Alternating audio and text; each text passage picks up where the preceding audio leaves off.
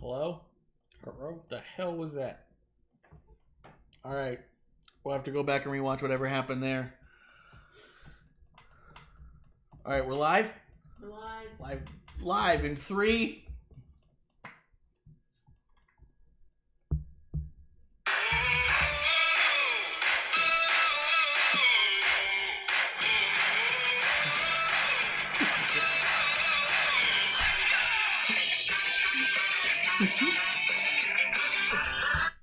I hurt my shoulder really bad. My whole left arm is numb right now. Something cracked, it popped. That was bad. Are you sure it's from your shoulder? I guess that's true. Walk me through it, man. How does it go? What do I expect next? Can't catch your breath. I'm feeling a little out of breath. Now that you mention it. No. Oh my god. What does WebMD say? Yeah, I gotta Google this. This is it. This is it. All right. Well, this is all very exciting. All right, cool. Well, welcome back to the show. I think I'm lost. Yeah, I don't know how you got in. What happened? I don't know how you found the place. We've moved twice. Although we did dub it the Single Malt Studio while you've been away. Oh, really? Just once. We just said it one time. once. We said it one time. Been stuck forever. Yeah, but we're hoping it sticks. Fuck, man, how's it going? Good. Sami Zayn won. That's gonna be on our topic of top 5 things of all the week. From the angle, it looked like a football. So what?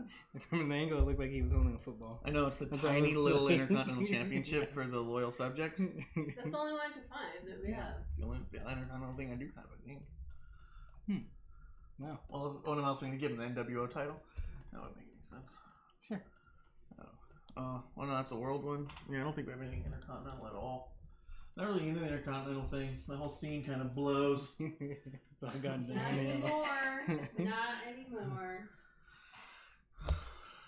Alright, I'm going to pour a drink. We're hoping people are flying into the comments. Are you guys already chatting us up? Is it crazy in there? Is it nuts? Everyone's here now? Everyone made it? Yeah, everyone being us. They're all here. All right. Boys are back in town.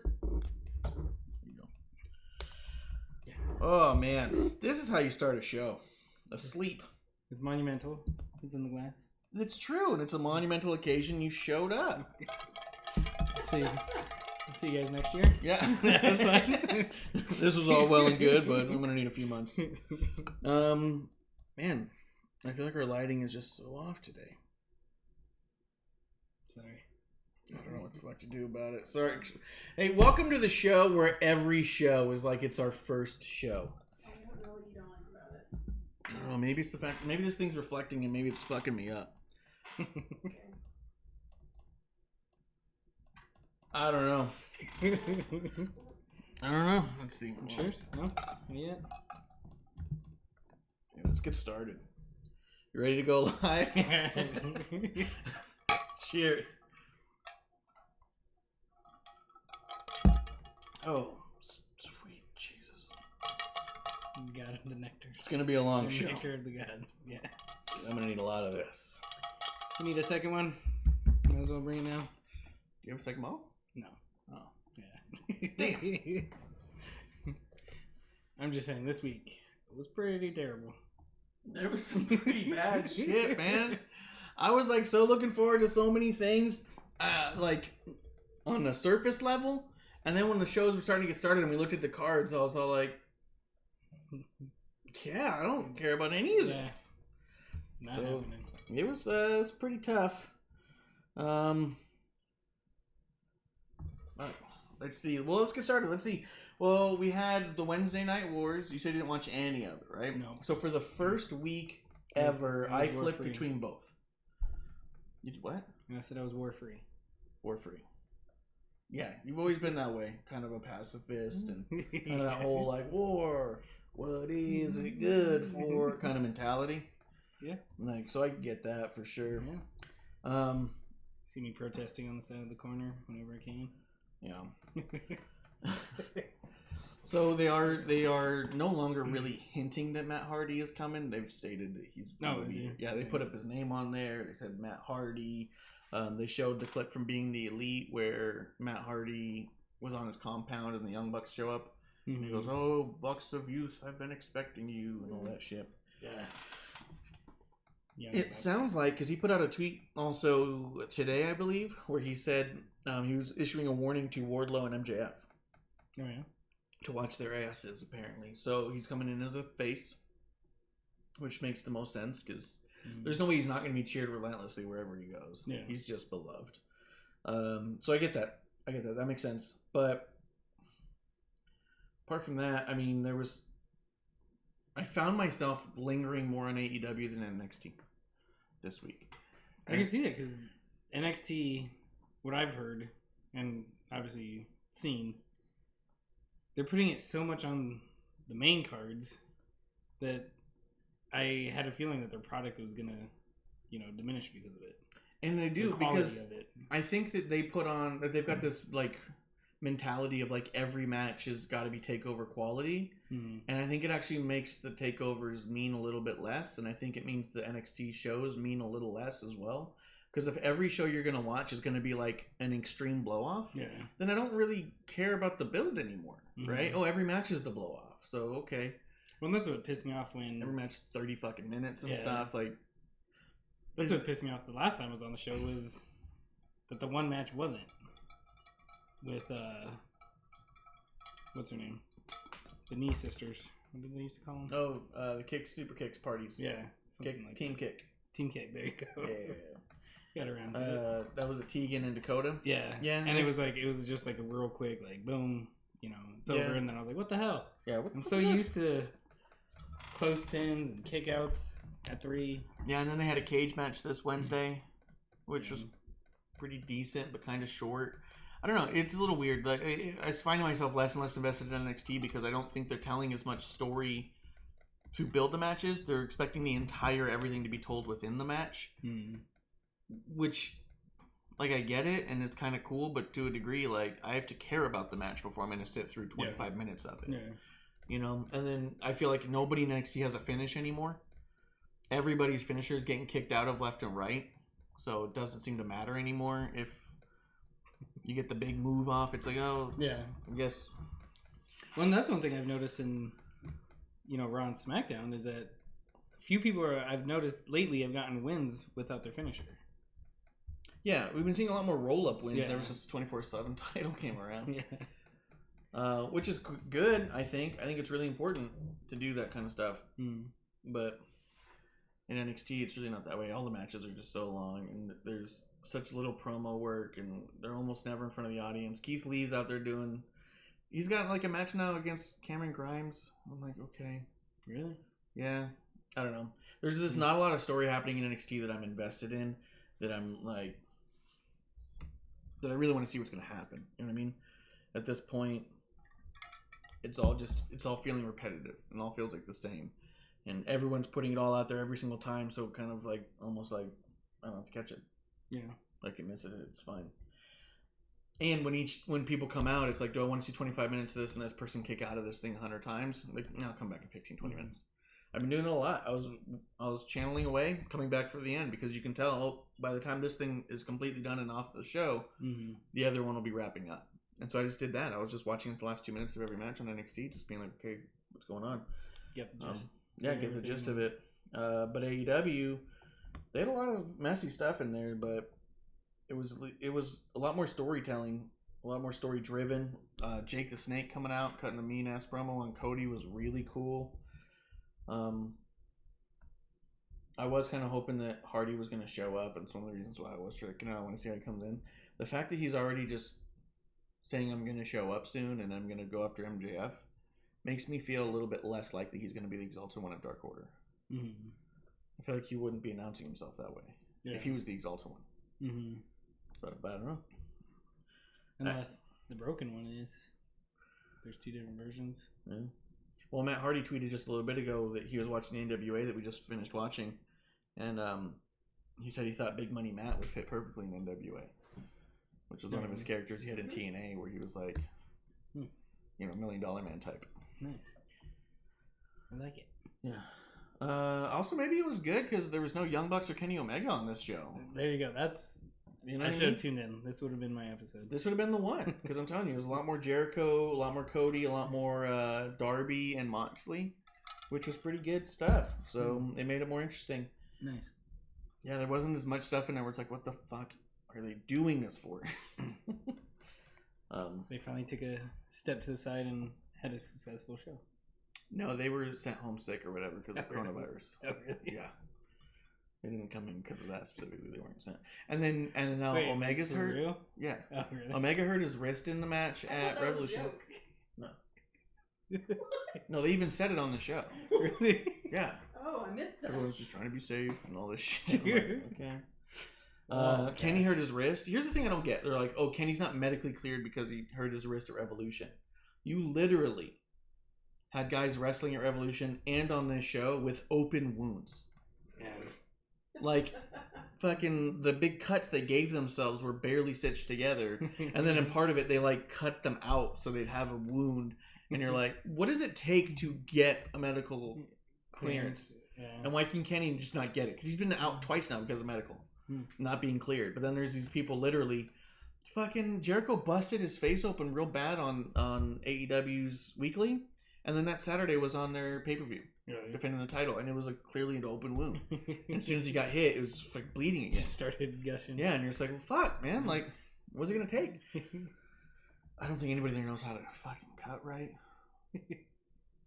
It's like the Not worst. sharp, really. Well, they're doing it in weird spots where there's no veins, right? And so they're like digging in, so it's like swelling really big. It's a really big hole, but no blood's coming out. And then they're trying to like make it worse, and you're just like, fuck.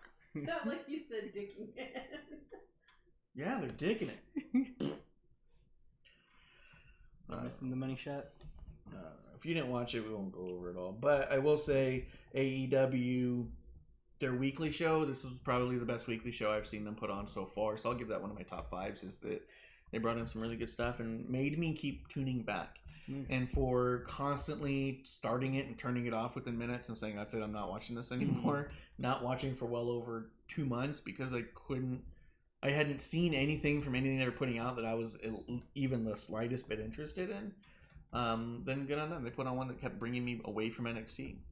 And I know part of it's that I'm a little exhausted off of NXT. Like, I get that Just too. the style and The style, it's tiring to watch at this point. So I get that too. But I mean, if this is the battle we're having, the war we're having, then good on AEW for starting to lean in more on their stories. I think that 3-year contract did them a world of good. Because when they extended their contract by 3 more years, it felt like they slowed down a bunch of stuff. They started saying, let's be a little more particular. They didn't have to go balls to the wall. Yeah. Let's not put it all out there every week. Yeah. Let's space it out a little bit. Yeah. And I think that was really smart, and I think it was good. But I think that they were, I don't know, I just get the impression watching it that the first few months when they thought they only had 1 year, they're like, we gotta fucking really put it all out there, man. We gotta fucking bottom of the ninth, gotta hit a home run right here. Do everything you ever wanted. Yeah. Do it all right now. I mean, hell, they gave Brandy Rose all that TV time to do that horrible shit. You know, they got rid of that, right? No. Just 1 week, it was just so bad. 1 week, they just showed a little video package where she's just like outside, throws it all into like a fire pit, sets it on fire, walks back in and goes, "Hey Cody, I'm feeling much better now." He's like, "Okay." And then she just came out with him for the matches after that, right back to her whole gimmick. Nice. And that was it. It's just gone now. I was like, you guys should just throw Dark Order into a fire pit, set it on fire, and be like, "Hey guys, we're feeling much better now." But that's hilarious. That's awesome. Yeah. That's how you do it, man. I wish they would do that with I guess they kind of did that with the Canellises. Kind of set them on fire. He's back. Yeah, he's back on 205. You say you had Triple H over there poking holes in their condoms. Here. Be safe, guys. Yeah. But yeah, if you didn't watch any of it, Jake's promo is definitely one you gotta go back and watch. He did shave side of his head for no reason. I don't know, it came out and I was like, huh. Did he have surgery? But it was great. Great promo. I'm trying to think if there was anything else on that match or on that show that was just like, fuck, you gotta see that. Let me just see real quick. Because I think that most of the matches I thought were like, I don't know what the fuck they're doing with Pac. I think Pac is leaving or something. Oh, really? He's got to be, because at Revolution he was. What day is Well, I it? heard he joined Lucha Brothers. Yeah, they call themselves the Triangle of Death. Yeah. What the fuck that's about? Sounds dumb to me, but There's 3 of them. oh, here we go. 3 set corners, 3 sides in a triangle. Yeah, 3 sides of death. Yeah. I don't fucking know what that is. So they joined him up, but at Revolution he was fighting Orange Cassidy. At this Dynamite, he was in a match against the frumpy looking one of the best friends. Not Trent, but the other one. The other guy. Yeah, the guy who looks like a fucking college kid, Yeah. sophomore year. You know what I mean? Where they put on the weight because they're eating at the Freshman cat card. 15. Yeah. Freshman 15. Yeah. Yeah. But also like The just cat card. yeah. Don't throw the cat card under the Yeah. bus. hey, that has nothing to do with the cat Come on. card. You didn't come to Arizona. Yeah, it's a good point. You had nothing to do with this. Colt Cabana showed up at AEW, so he's there now. Yeah. He doesn't watch NWA, so he doesn't even know that. Oh yeah, you don't. I know Well, he's you remember the- Colt yeah. because all that CM Punk shit. Oh. So he was doing a bunch on NWA, and I was really surprised that he was doing stuff seriously in NWA Mm-hmm. because he's such a Goof Clown? Yeah. really. Now that he's in AEW, he's full clown again, and it's Yeah. like, okay, cool, I can stop watching you again. You had me interested for a month or two on NWA, but you went ahead and just. Oh, let me go back to the thing I like to do, which is not be serious and ruin Should every always do match like I'm in. a Jimmy Fallon thank you note to him. Yeah, Thank you for being a clown again. yeah. Thank you for freeing up time every week Yeah. that I used to invest into watching things you were involved in. Now I know I don't have to again. I appreciate Much appreciated. being up front. There was a really bad women's match. Big Swole and the Librarian, no surprise, was throwaway. Death Triangle, that's what they call themselves, not Triangle of Death. So I don't know why Pac's in these matches where he's like trying to put over these like fucking dumpy little shits. Like, he's winning the matches, but he's like taking a lot of bumps for them. Really? And making them look good and playing into all of their gimmicky shit. And it just seems to me like, I feel like they're doing that to legitimize them. Mm-hmm. They're like, look at if Pac's doing it, and Pac's so serious, Mm-hmm. and he's got a reputation for taking himself a bit too seriously, Yeah. then therefore they must be good, and they Yeah. must be worth it. Yeah. And it makes me think it actually undervalues Pac. I'm kind of like, oh, I can trust Pac less now as a talent. Like you said, if he's leaving, they're gonna try and bury him a little. This is exactly why I think he's leaving. I don't have anything to base it off of. I don't have any kind of inside knowledge. I don't have any sort of like hint at it. No one's You don't? put out a rumor at all saying like, hey, he's going to be leaving. No one said any of that. I'm just saying, watching his booking, if he's not leaving, then I wish he would. I have a thank you card ready Yeah. to mail out to you, Pac. He's either not leaving or he's sleeping with the Bucks' wives. They have to bury him somehow because they can't beat him in a fight. You know what I mean? Right. Like, think if Mark Merrill had the books when Brock Lesnar took Sable. Yeah, exactly. You'd be like, all right. I'm going to this other company. I know what I can do. I'll make you fight pockets. Yeah. I'll make you fight a little orange squeezer. I don't want it. Yeah, it's that or no job, man. I guess I don't have to tell you. MJF cut a promo, which everyone keeps talking about MJF cutting like the most amazing promos of all time.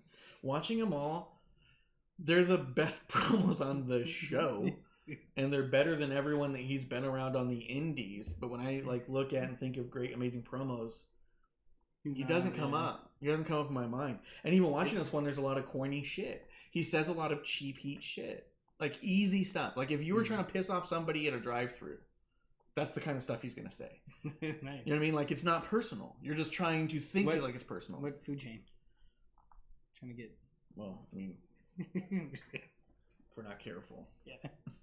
you know what I mean? But Like it almost. it's all cheap heat shit. He comes Yeah. out there. You guys are hillbillies because it's Kentucky. Oh, you guys are inbred. There's no like, and it like, there's no nuance to him or any kind of like, wow, that was a Nice deep cut. dig. Yeah, the closest thing he's got is he repeats shit he sees on Twitter. Really? Yeah, because he was cutting on Cody for that neck tattoo a little bit. Yeah. What do you think of that? You see that? Yeah. At first, I thought it was fake. And I Everyone was hoping it was yeah, fake. I was like, oh, cool. That's funny. Wait, it's not April Fool's Day. Yeah. Hysterical. Yeah. Mm-hmm. Ugh. Yeah. He's all in. That's as all in as it gets. And that's what he was saying. He said, I carry so many brands with me that I want to carry my own. Mm-hmm. And I want it to be in everyone's face. That's kind of what he was saying. And I was like, And then, what was it? So I was listening to one podcast where the guy said he's got a neck tattoo on his arm, or on his chest, and a chest tattoo on his neck. You know what I mean? Because, I mean, think about it. You got that logo right here. If you put that on the chest. Yeah, the little scribe dream. If it's a dream right here, you'd go, oh, yeah, that's nice. Yeah, that's a nice little scrib. Yeah. Yeah. It would be totally believable. He's like, no, you put him in the wrong spots, man. He's confused. You need to give him some business cards. Yeah, I gotta throw him. You gotta go to someone you can actually trust. Yeah. They would have talked you out of that. Yeah, they would have said no. Dude, my guys talk people out of stuff. He was telling me in the 90s how he had to talk people out of the tramp stamp all the time. Yeah, because he had to be like, look, it's not gonna happen. He said if they had a number of other tattoos, he would do it. But if it was their first tattoo, he would say, I'm not doing it. Yeah. And he said, and they would always, why? That's what I want. I'm going to pay you to do it. And he goes, I'm not going to do it because you'll never get another tattoo if I do this. Yeah. And he's like, why is that? Because it's like one of the most painful places you can possibly get it. Yeah. You'll never see it. So you'll never enjoy it. You'll never think about it as a personal thing. It's going to be just this thing on your back that hurt like hell to get that people are going to make fun of you for at some point. And he's like, so I'm not doing that. I'm not going to be the guy who gives you the tattoo that you never get another tattoo. Yeah. Because then I'll be hated the rest of my life. Yeah. In your eyes. Exactly. So, yeah, so you would not do it. You would love me for a couple of years, and after that, yeah, you resent me the rest of your life. And it's not even that they look bad. Yeah. They're just incredibly painful. Yeah. My back tattoo goes over that area, and at one point I was all like, fuck! Yeah. I was like, where is that? And he's like, dude, that's legit the tramp stamp area. And I was like, you're shitting me. Kelly Clarkson! Yeah. Kelly Clarkson!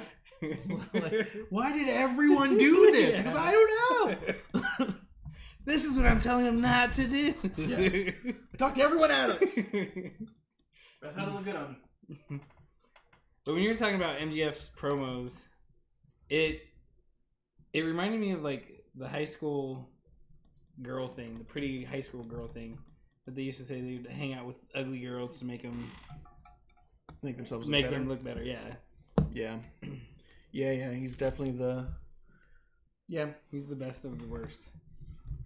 I think that he actually is like he's not bad, but I think that he needs more work personally, and I think that there's other people who do it better. I think the fact he gets cheered when he comes, that's the thing I don't get about AEW. Everyone loves the heels. All right, then quit talking about it like it's this traditional thing. Because like, oh, he's the best heel in the business. He gets hated. He gets boos. No, he doesn't. He comes out to cheers and then says a thing that you boo. There's a difference. Yeah. Baron Corbin gets no cheers. Yeah. Randy Orton gets a pop and then boos. Because people hear his music go, oh my god, it's Randy Orton. And then fuck that guy. Hey, TNA Creative. I still like TNA Creative. Can't do that with the mic on the table. Oh, I'm sorry. Oh. It's probably just so much noise just came out.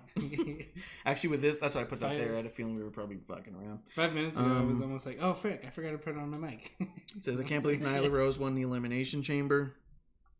I don't know what you want me to do with that. Hey, man, Paige is still coming out drunk. I mean, what do you think of Nyla Rose from what you've seen? Well, they're making the comment that Nyla Rose won the Elimination Chamber, the Shayna Baszler thing. So I don't know what you want me to do with that. What I think Nyla Rose, neither here nor there. It's fine. Yeah. Probably should be the face of that division for sure. I mean, I don't know what else you want me to say about that. I don't know if that's a dig on Shayna. If it is, be a little more specific. I can go with it maybe. I just don't know what I'm supposed to do with. Okay. I don't know what I do with that. NXT. Let's see. Yeah, I'm just looking at the AEW stuff, and there's a bunch of back and forth. Let's see. Jake was Inner Circle. Oh, and they did like a Shield powerbomb on Moxley through a table. No, I was like, huh. Well, that was another thing. Jake came out with a Hall of Fame ring, and I was like, oh, did he? But yeah. You boys will never get one of these. Yeah. TNA thinks that Shayna looks like Nyla. I disagree. I think Shayna looks way worse. Kidding. She just looks like a monster. She looks so mean. I think Shayna looks way meaner than Nyla. I do too. Yeah. I remember if I saw the two of them standing side by side and they're both saying, I'm going to beat the shit out of you, I'd be like, I'll take my chances with the bigger one. Yeah. This one looks mean. Yeah.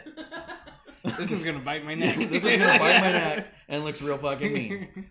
So I like she's to got see that like almost caveman brow. Yeah, that's exactly what I was going to say. When I first saw Shayna was in UFC, she reminded me of Vigor. Yeah. From Ghostbusters. Ghostbusters. Terrifying. I was like, yeah, she looks she's evil. going to come out of the TV and take me. You're just sitting there and you're just all like, oh god. Yeah. You know, like tell your Change wife, the channel. Change the channel, somebody. tell the kids to go to bed. I don't want them to come out and see me crying. Yeah. But let's see. There was a question maker about the Elimination Chamber. We're about to get to that too, so we'll talk about it. I do think they avoided the men's chamber actually for the exact reason they should have avoided the women's chamber. Mm-hmm. I don't think it was to get a negative reaction. I think it's because they already knew it was too obvious that Roman would have won that match to go against Goldberg. Mm-hmm. And that was the match they were going for. And all they had to do was have Goldberg say he wants to fight Roman. And then you can have that match. Yeah. I think that's the exact reason why they got rid of that match. They said, hey, we don't need it. It's going to look too obvious. It's going to be too plain-sighted. Let's go ahead and go with the women's one where you're in the same boat. I think probably part of it, too, being that if you had two Elimination Chamber matches that are that fucking obvious, no one's going to even watch. Yeah. You know what I mean? If they put that men's on and this woman's on. Yeah. I think if they did if we did a prediction show, I think we would have scored a 90. Oh, we would have done real good on this one. But yeah, it was. I was shocked that they didn't have an elimination chamber even. That's what TNA Creative says that Shayna looks like. Oh, okay. I could kind of see that. Yeah. Yeah. And Binky's a bully, right? I don't know. I didn't watch softie. that show. Maybe he's a soft. Oh, he looks like a bully there. Yeah, he looks mean with the shades on. Yeah, he looks mean right there. There's Shayna right there. Yeah, mean looks Shayna. Yeah, no, she looks vicious, man.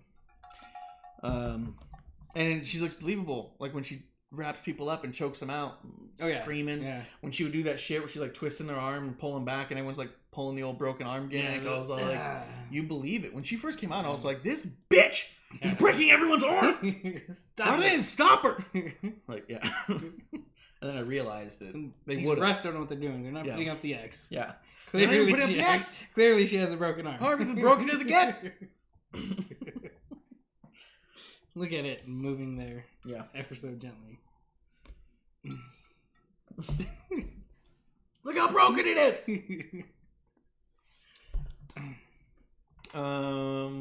So I think that they shouldn't have had the Elimination Chamber match because of the same reason they didn't do the men's. You already had the match. Yeah. Or you already had the match booked, you know? Yeah. There was the Elimination Chamber felt completely redundant because Shayna already had heat. People were already interested in Becky versus Shayna. I thought it was already a done deal. Yeah, Becky already said she wanted to fight Shayna. Yeah. I was so why is there this thing happening? I thought it was a done deal. If you're avoiding the men's one, I think they should have done the same thing and put the women's tag on it. Hey, the 1 year anniversary. Put them back in the chamber. Yeah. Let's go. But no. Wait, who? The women's tag. Oh, yeah. Yeah, for the anniversary. Yeah. Maybe that. Yeah. You can even make that a tradition. Yeah. Yeah, the women's tag belt's always being This is the defended. one tag tradition that we ever have. Outside of the Dusty Rhodes Classic that happens on random months and random years. Seems like twice a year sometimes. Yeah, that would be great, actually, if they did it was just a thing where, hey, the women's tag is always defended on Elimination Chamber. It'd give the tag titles a little bit of, like, street cred, too, because it'd be like, it's a little brutal. When I first saw them, it looked like an Elimination Chamber. It does! Like... Yeah, they got the little four corners and everything. Yeah. It's crazy. Did you see the Arby commercial? No. They had an Elimination Chamber with their sauces. Oh. I feel like we did. No. That sounds great. Yeah. It was like a little clip, and they're like, "Who's gonna win?" And then that's all it was, and I was like, "Oh, give me more! You might Give have me been more!" on the way, and I was like, "That's really cool." I guess they already did it. So Creative Team says they feel that the actual female wrestlers were made to look weak against a former MMA woman, which is true, but they've been doing that anyways. The other thing is the only thing Elimination Chamber got over was Shayna as a beast, and we were getting a good build for the women's title. But I don't think you needed the Elimination Chamber to do that. Yeah. I think we already thought she was a beast. I think we already knew she could run through the division. I think it's something you could have done the next night on Raw in a gauntlet match. Have Shayna and Becky in the ring. Becky saying, "I want you at Mania." Shayna saying, "You're on." And then someone coming out like, I don't know, they don't have any GMs anymore. Yeah. I thought MVP coming out this week was going to announce he's the GM of Raw. Oh, yeah, that'd be good. Have MVP come out and say, "Hey, you can't just go." Oh, no. Yeah. Or even have like a Vince come out. You know what I mean? And Vince just being like, "Hey, we don't just give out WrestleMania matches. Just because Becky wants it doesn't mean Becky gets it. Becky doesn't always get what she wants. She doesn't always play by the rules. Mm-hmm. If you want to face Becky, you're going to have to go through everyone in the division in a gauntlet match tonight. Do the same exact match as a gauntlet match." How big of a pop would that have been if all of a sudden you hear, what is it? No chance. Yeah. No chance. And then Yeah, all of a sudden, I want you at Mania. Yeah. And then, no chance. yeah, and then like people in the crowd would have gone crazy. People at home would have gone crazy. Yeah. They're like, holy shit, Vince is here. We haven't seen him in a long time. And have him say exactly what you said. Hey, there's rules here. Yeah, you know, Becky doesn't always get what she wants, God damn it, because he's always against her, right? So do the thing. Creative team saying exactly what I said on Twitter. I think that the Elimination Chamber match, because you could have done a gauntlet match with Shayna and done the same thing and gotten the same build and proved the same point, the Elimination Chamber match should have been Bayley defending the title. And let her defend the title against everyone except for Sasha. I know you want to have Sasha and them turn in the thing, and everyone's trying to go that route. I don't know the route that they're going with it, but I know that they're protecting that storyline of Bayley and Sasha for whatever reason. If you want to protect it, you can keep it protected. But you could even have Bayley win in the Elimination Chamber, and it wouldn't offset the storyline you're on. It just would have made a match that could have thought, are we about to derail this storyline? Because at any given time, someone could have won, could have had her almost get eliminated a bunch of times, you know? And then even tell the story where everyone's trying to eliminate Bayley, and she just keeps barely getting out of it here and there, or Sasha saves her once or twice, or whatever, you know? Like, I don't think you need to turn in the chamber. I think you could have had a successful defense in the chamber, and we would have been exactly where we are now, but with an event that matters. I think it would have been great if Bayley and Sasha were teaming up against everyone and beating them. And then all of a sudden, you know, you have... You got a floater? Yeah. Nah, damn it. Drink it quick. Whatever. It's like the worm in the tequila. It's at the bottom. I'm going to have to drink to it. I'll get to it. I'll get there when I get there. Yeah. But I need another piece of ice. I think... I gotta chill that piece of thing. What is it? I don't know what it is. I'm going to eat it in a minute. Wait. Look at that. Club, take notes. Did you see that save? Yeah, that was a good save. We don't have a thumb towel out. You don't need it. We weren't expecting it. Well, that's right. You already got it. But, what was I saying? Oh, you have Sasha and Bayley team up with each other, start eliminating people, and then almost have somebody go in with, you know, handcuff Bayley to the, you know, the side of the chamber or something like that. And then they eliminate Sasha by the time Bayley gets free.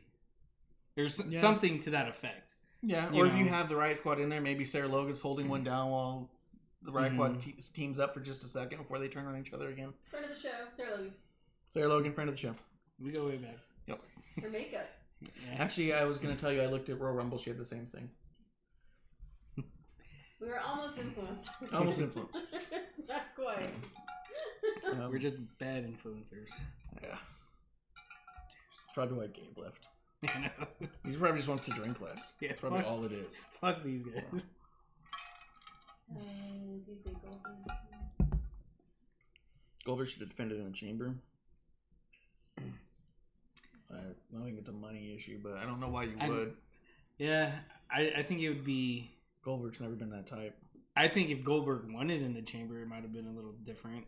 Even though that would have been more interesting. Yeah, even though it still might have been glaringly obvious who else, unless you put other people like an AJ or, you know, somebody else or other talent around him that are championship material. So it should have the been Roman, Goldberg, Roman, Braun, Triple H, Shawn Michaels, John Cena, and then like Hogan.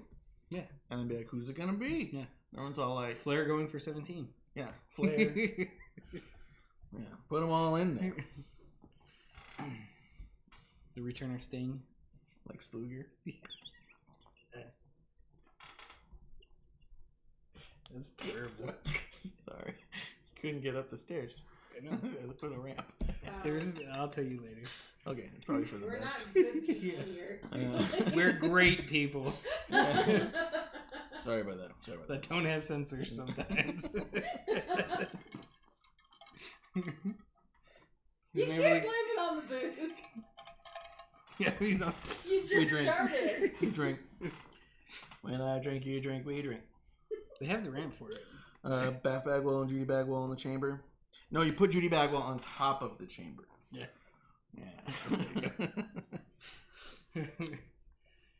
I'll get a buff. Yeah. Let me see what happened on SmackDown before we got to Elimination Chamber, because if I remember right, it was not much. Nope. Although, tell me this. Are you enjoying SmackDown or Raw better? I don't know. I always seem I don't like think that was actually a question, the way I said it, but, you know. Yeah. I didn't know if you were talking to TNA creative or... Both. You too, TNA. Out of Raw and SmackDown alone, nothing else considered, they think Raw is the better show. What do you think? Me or him? You. They said Raw. On the chat. The chat's saying Raw. 100% of our chat says Raw. I don't look down. I don't look down at my phone enough. I've always been a SmackDown fan, and I've always almost rooted for the underdog, and it's probably because we're live here in Tucson, Arizona, and SmackDown would always come here. Raw wouldn't. That's true. That's funny. So I think I've always liked the blue ropes and everything because of that. But lately... But see, I also think that SmackDown's taken over Raw as the main show for the most part. Yeah. But lately, it's kind of been a wash. It hasn't been like Really? one or the other, and I haven't had bias either way. Which is probably means Raw's better than SmackDown. Could be. I don't know what it is. If I always like the people that no one else likes, but I find myself enjoying SmackDown more than I enjoy Raw. Mm-hmm. I find that there's more segments of Raw where I think, okay, I need to leave the room again. Mm-hmm. I can't sit through all of this.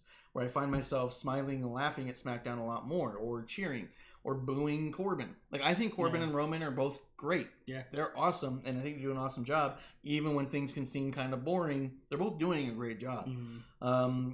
Moment of Bliss with NWO, I got such a kick out of. I loved when Sami Zayn comes out and he starts saying, you were in an IC title, you had the IC title, goes, and you know how much it weighed, you carried their bags. And then Woman just like laughs, goes like, what's up? Yeah.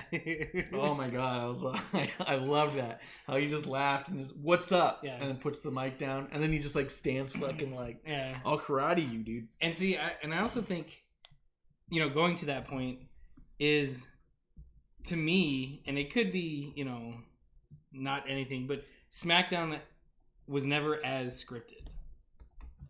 Like, there's a little more leniency, or at least not predictability on the mic. I mean, that feels true too. The people they have, I think, are more natural on the mic too, though, because I think exactly. So I don't know if it's although I just don't know how to word this. We're not insiders. We don't have inside information. Carry the one. I have talked to wrestlers in the past, and up until last year, I don't know what happened after the Fox deal, but prior to that, there was a consensus with a number of the wrestlers I had talked to who worked on both shows that SmackDown was more laid back in the back. Mm-hmm. And so going out on TV felt a little more comfortable. Mm-hmm. Where on Raw, it didn't feel laid back. It felt very much like people were breathing down your neck, and it felt very much like you stay in your lane. You follow these rules. You say these words. Mm-hmm. And so I wonder also if it just came out because it was a little more lax on SmackDown, people came out and felt a little more comfortable saying what they had to say and felt like they could get away with saying something slightly different. Yeah. Staying within the confines, right? Mm-hmm. Where in Raw, I wonder if people just felt like, I can't say other words than what they told me. Yeah. You know what I mean? So I wonder if that's part of that. And I think that's, going back to AEW real quick, the reason why I never liked them at the beginning, I had a bunch of hope for them, but it felt like, say this specifically. Say this, say this, say this. And it was, what do they call it? Washed out promos or whatever? On AEW? Yeah. And, it felt, they only let like, they let like 3 people talk. Yeah. They think Otis is the only thing they like on SmackDown. I mean, I like everything that's going on with Bailey and Sasha. I like everything that's happening with Sammy, Cesaro, and Shinsuke. I like what's going on with... I mean, I don't know what's going on with Sheamus right now, but I like what's going on with Mandy and Otis. I like that Dolph and Sonya being involved in that. I think they're all doing a great job of that. I like what's going on with Bray Wyatt. Yeah. I think he's always doing a great job. I think the tag team division on Raw is not as good as the tag team division on SmackDown. You got the New Day, you got the Usos, you have Heavy Machinery. Even Dolph and Rude seem like a little less conventional, but they are a great tag team. Lucha House Party's been really shining these past couple days. But they're good. Yeah. Like, I think that I'd rather watch the tag team gauntlet match on SmackDown than I would have on Raw. Yeah. I mean, who are you going to do for Raw? You've only got 3 tag teams. You got the Club. You got Club. You got the Street Profits. You have Viking Raiders. What are you going to do? Put in Zack Ryder and Kurt Hawkins? Shake it up? Yeah. I mean, you got AOP, but they haven't had a tag team match in quite some time. Yeah, for whatever reason, Buddy and Seth are a tag team. Yeah. He dropped the Murph. Just Buddy. They did the reverse. They dropped Murphy. Oh, yeah. They dropped Buddy. It's just Murphy. Yeah, that's right. Sorry. But I felt like on SmackDown, I just had a lot. The only segment on here that I'm looking through that I'm all like, I just didn't really care what was going on was Sheamus versus Apollo Crews. And that's just because we keep seeing Sheamus almost do this over nothing. Jobbers, yeah. Yeah, where he's over. Like, I mean, I get it. They're putting him in there with great talent. Gable, Cruz, that those guys are amazing. But it's like I don't know where you're going from here. I don't know what we're doing. Well, see, and that's the thing that got us with. But I liked every one of these segments. Going to, all the way back to Rumble because that was the last show I was on. How I felt, Sheamus, they're ruining pops with him, or with all the returns, and I think Sheamus could have had a good pop and jump into a storyline with somebody going out there. They also brought him back, and at first you're like, oh shit, here we go, and then you're like, what are we doing with him? Yeah, he's going after Shorty G. Yeah. Let me see. And I know he was saying he wants to get the Intercontinental title. That's like as just a wrestler, that's what he wants to do because it's the one he hasn't had. It's the thing that's keeping him from being a Grand Slam champion. Well, great. Have him attack Braun going nowhere for a second. Go. I think he should join Sammy in that League of Nations. The new league? The new League of Nations. It should be the Bush League of Nations. Bush League of Nations. But when I look at SmackDown just right side by side next to Raw this week, SmackDown had every match and every segment I was interested in except for one. As far as Raw went, Becky had a great promo coming out. Didn't care about Mysterio versus Garza. Wasn't interested. It didn't keep me wrapped up in there. More Rhea and Charlotte stuff, which I'm not. It's not making me care at all. I thought they both did fine on the mic, but none of it was like investing. Yeah, I thought Rhea's little promo package was nice. Yeah, but I absolutely hated that she's like, "Oh, I'm doing what no one from NXT has ever done, and gone to WrestleMania." But that's also not true. Yeah, exactly, and that was outside of Elimination Chamber. That was a close honorable mention in my bottom 5. Yeah, that was definitely not an honorable mention because she was saying that, and I was like, well, Aleister Black and Ricochet both went for the tag team titles like 2 years ago before they were on the Raw. And then, I mean, obviously, there's always the Andre... Baron Corbin won the Andre. Yeah, won Andre as his call-up. NXT, yeah. But he was NXT when he won it, and then he showed up on Raw.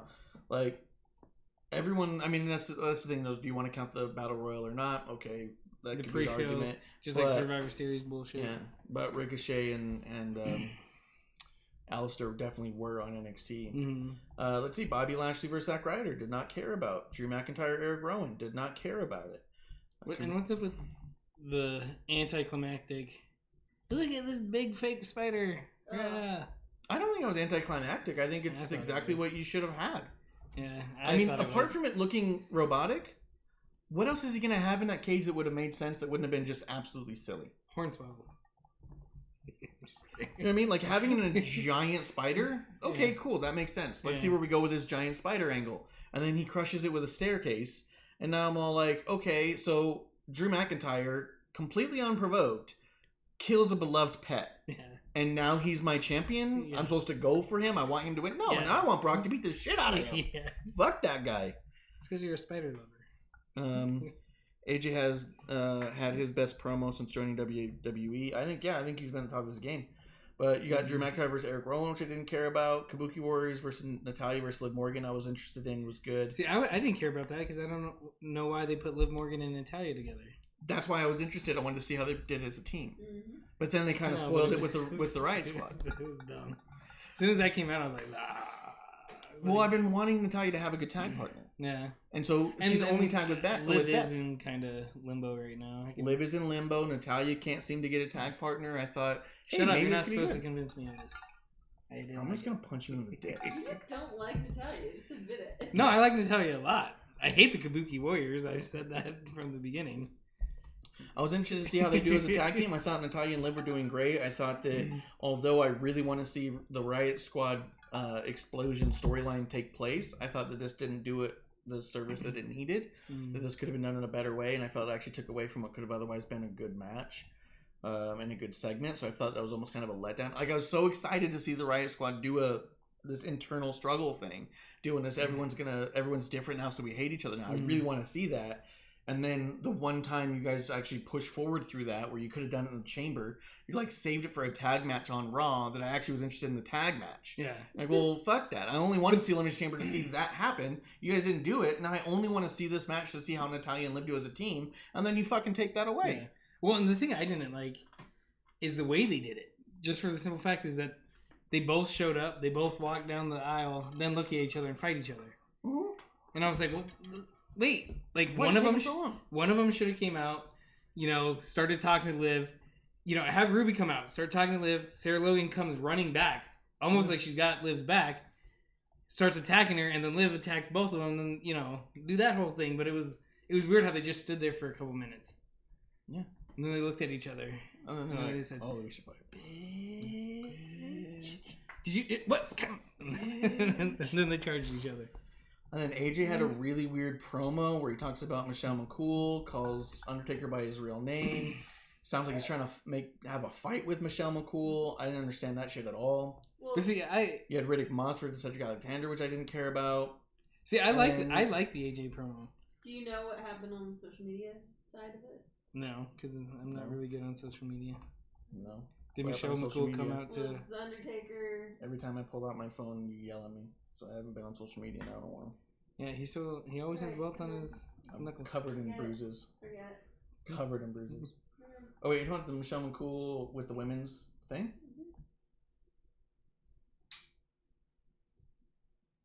No, it's fine. What the hell? The hell? It's your moment. This is it. This is what we've been training for. Forget it. Just like and I didn't care at all This is your one moment. about all of the Don't crush Aleister it. Black versus Seth Rollins shit. I didn't care about any of that. So No. realistically on Raw, you had Edge I was mostly interested in with some weirdness. You had AJ, which they lost me in. Natalya and Liv, See, which they pulled away the from. AJ. And and Becky Lynch. So I mean, like, if I put these two shows side by side, there was more stuff in SmackDown that I was invested in and kept watching, and more stuff from Raw that I just kept going, why is this happening? I don't care about this.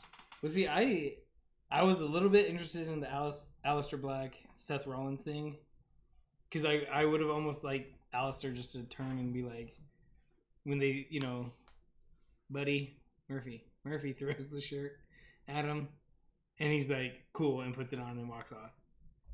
You knocked on my door. I'll wear your shirt or something. Maybe obviously don't sound that stupid, but I think Aleister Black joining whatever they call themselves now, No. La Resistance. No, that's Sammy. Oh yeah, Yeah, they're just like the Disciples yeah, or the whatever. Disciples. Yeah, which that's the other thing. Come up with something better than the Disciples. I don't think it's actually their name.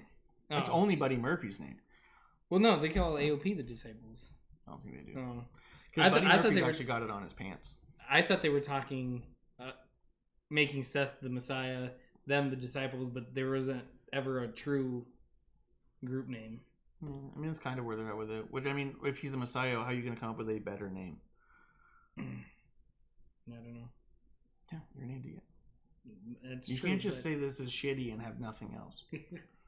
No, I'm saying they need something to call themselves. That's what you call it. Outside of that, you have Buddy Murphy and Seth, tagging up, and they just call him Murph Murphy Saya. and Seth. No, they call him Murph Saya. Murph Saya. No, we don't. Yeah, they do. We don't. They're Murph Saya as a team. That's terrible.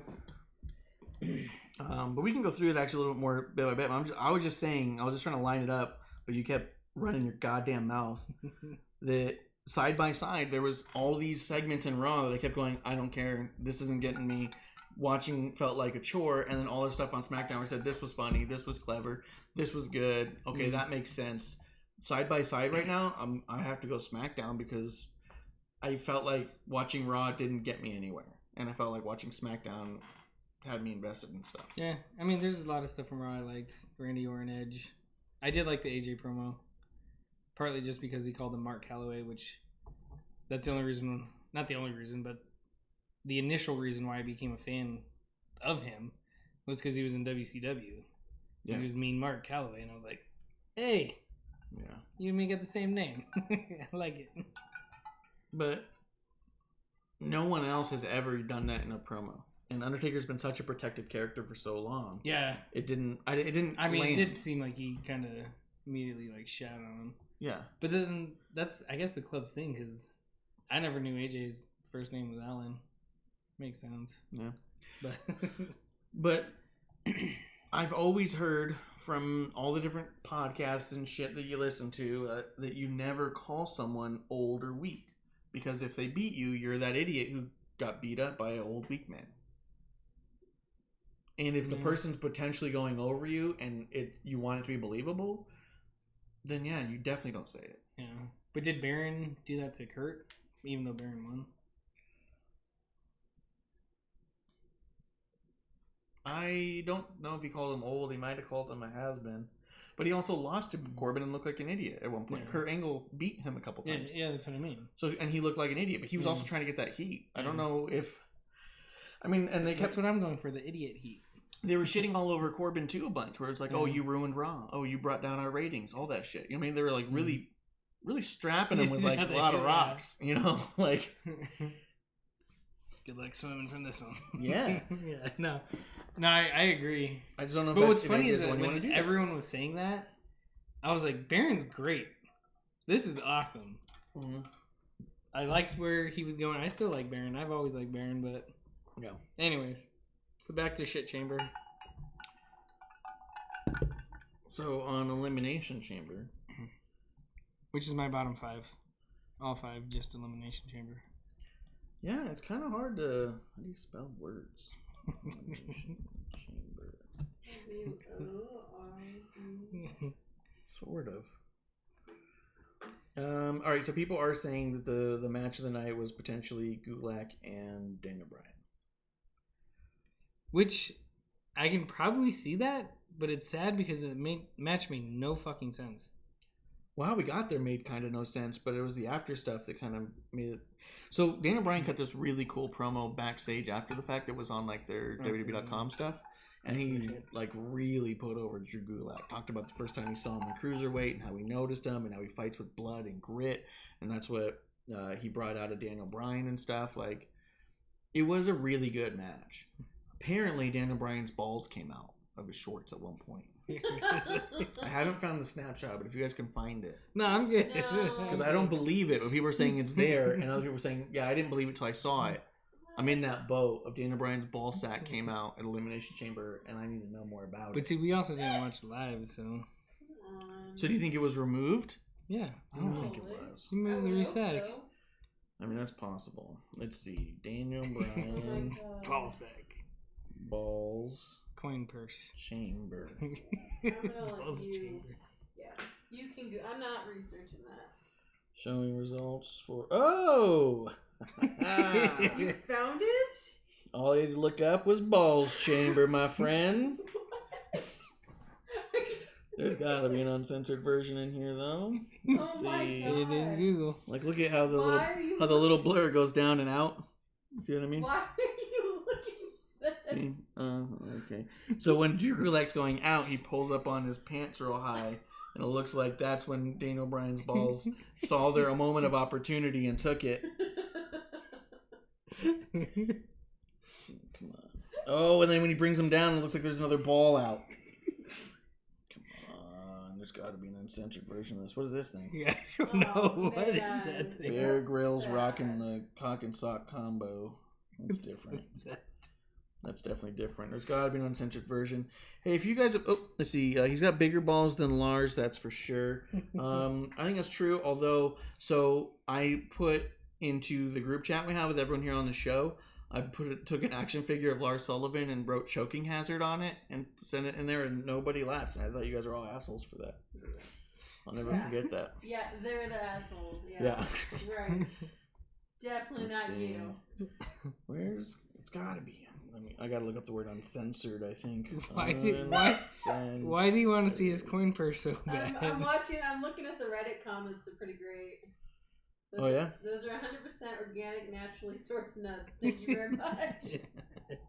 Naturally sourced. See, don't allow that. As his wife's old music says, you can look, but you can't touch. Oh, man. I just want to see like a nut Why? dangling. What the hell? You know what I mean? There's plenty of porn sites for this. Oh, come on. Is that what I gotta look up? A porn site to find this nut? It's probably on Why? Pornhub. Why are you interested in this? Come on. This is Pornhub probably has the video. Good, this is good TV. Why is What this? is- This what is not what I googled. This is interesting. What the hell are you I'm gonna looking go ahead at? and back up from there. Follow Wow. the link. Click the Yeah. link below. Click the link, follow, and Just share. kidding. Yeah, I'm not finding it. Hey, if you guys find it, go ahead and just tweet me. I'm at Ref Marsh. At Ref Marsh. At Kevlar on the Rocks with an X. Don't tweet me. He's looking for a nut or two. Tweet him any nut you can find. He is an equal nut. On the 2 different times the nut came out, real quick. Yeah. Is it each nut? That's Comes what I out want to separately? know. That's what I'm trying to find out. Is it the different nuts? The right one got Or is it one that's just really fucking trying to get his name made or something, you know? Right one comes out, the left one's like, don't forget about me. Yeah, let's see. Tina says, I heard Daniel Bryan eats Persian food. He likes sumac. Sumac D's nuts. Great, that's what you started. What? I didn't start anything. My nuts have not jumped out. Man, why am I still on the censored version? The kids version? Oh, you got the clump version, man. You can't even say D's nuts on yours? Apparently not. Wow, D's nuts is censored on that one. I got the kids Bob version. Well, Crybaby was what was censored on that one. That's insane. That's how he got his name. TMZ Sports. WWE's Daniel Bryan in-ring wardrobe malfunction. ... It's nuts. It's nuts. Bleep bloop. So yeah, that match was really cool. Andrade versus Humberto Carrillo had some good spots in it. I think the best match was probably the tag. Their matches are great, but going back to Humberto and Andrade and Ray and Angel, but it's so weird that it's like, hey, throw the Mexicans together, let them do their thing. Yeah, it feels really LWO. Yeah. Without LWO, they should be like, you know what? I'm sick of fighting you. Let's have a beer. Was it the Mexicools? You can bring them back. Who's the Mexicools? Oh, you're in for it now, you fuck. The Mexicools. That's meta. Yeah, Scott Steiner had a thong thing happen. I don't know when that happened or what you're talking about, but I believe it. I would also censor Scott Steiner's crack. So here's the Mexicools. Which crack? They came out on SmackDown. I forget. I'll have to look up everyone who was in it. But it was 3 dudes in jumpsuits like that with Mexican flags who came out riding a lawnmower. Oh, come on. Really? That's terrible. Super crazy and psychosis. Horrible. They got the riding lawnmowers here. I want to say Guerrero. I want to say Chavo was in it. Chavo? Yeah. Is that Chavo? No. But that was kind of Mexico stuff. Psychosis. So it's jumpsuits? That's terrible. Yeah, jumpsuits. Look, here they are on the big ones. Coming out with inflatable Coronas. Yeah, it was a bad deal, they started man. the coronavirus. Oh, they could have been. There's Psychosis with nutcrackers on it. Probably Christmas show. Speaking of Daniel Bryan. Oh. So, yeah, it feels a little Mexi-coolish having these guys constantly fight each other right there. Let's see. In Triple H 2003, Kerwin White. sounds so familiar. Which one's Kerwin? This is what happens when you guys don't want to be in the chat. Just you and just us and TNA. We're just gonna go back and forth and talk about worst gimmicks we can think of. TNA. Oh, the caddy. Oh, Chavo yeah. Guerrero as a caddy. Yeah. Okay. TNA, are you drinking anything with us? What's in your cup? Wait. I guess it's Not a different. Daniel Bryan cup. Not a Daniel Bryan cup. Because he clearly Actually, doesn't wear a cup. He should have had a cup. Yes. Poor Gulak. Imagine that coming at you. Coming right at him. His name's Gulak. Yeah. I mean, it's just lucky it was Daniel Bryan and not Big E. Can you? Because if it was Big E, that could have been a really bad spot. Every time he comes out, Big E comes out dancing, I think that's going to happen. Every time.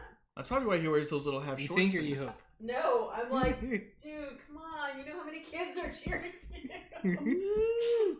Daniel Bryan should have Welcome not to tucked the it back session. in. Daniel Bryan should have completely leaned into it and just been like on his nose. Just because you know what else they were saying? If you notice, they were doing the moves to each other that the last person did, trying to show they could do the move better than the other guy. So then Gulak would have had to pull his nut out and rubbed it on Daniel Bryan's nose better. Pulled out the brain. Yeah. Nice.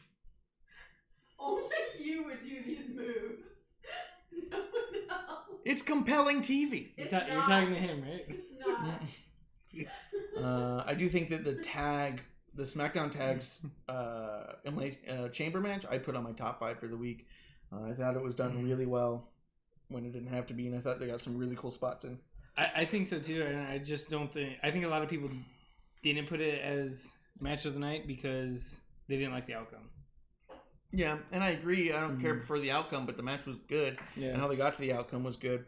I do think people are saying that the Miz and Morrison have to start winning matches if they're going to be champions because they've lost every match and barely won this one by cheating. So you can imagine the frustration there. Alistair and AJ I thought was decent, and then Undertaker came out and that was cool. But it was stupid that it was a no disqualification match, and it was stupid that like it had the potential of being a great match. Like before all this other shit, if you had AJ versus Alistair, cool, let's go, let's check it out.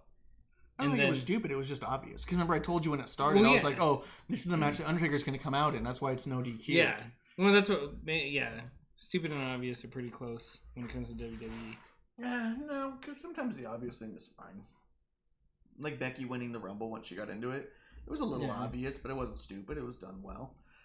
Yeah, we were both a little surprised, even when she got in. We're like, "Oh, and she has to," but there were moments where you're like, "They're going to give it to fucking Charlotte. They're going to do it. Yeah. They're going to do it again." You know, like no, they did because they did it smart. They waited a year. They waited a year. I didn't even watch Street Profits versus Rollins and Murphy. I cannot stand the Street Profits at all. Man, top 5, Sami Zayn wins the Intercontinental Championship.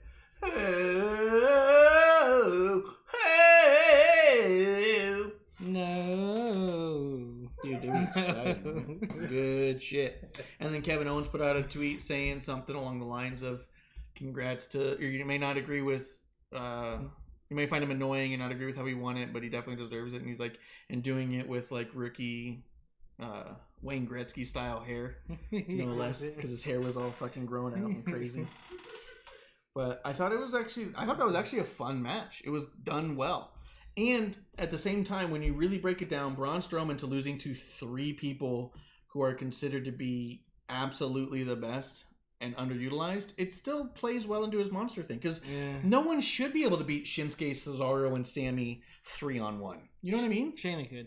Shayna definitely could. No, Shayna could. But that's apart what from, happened like, with Elimination Chamber a couple years ago.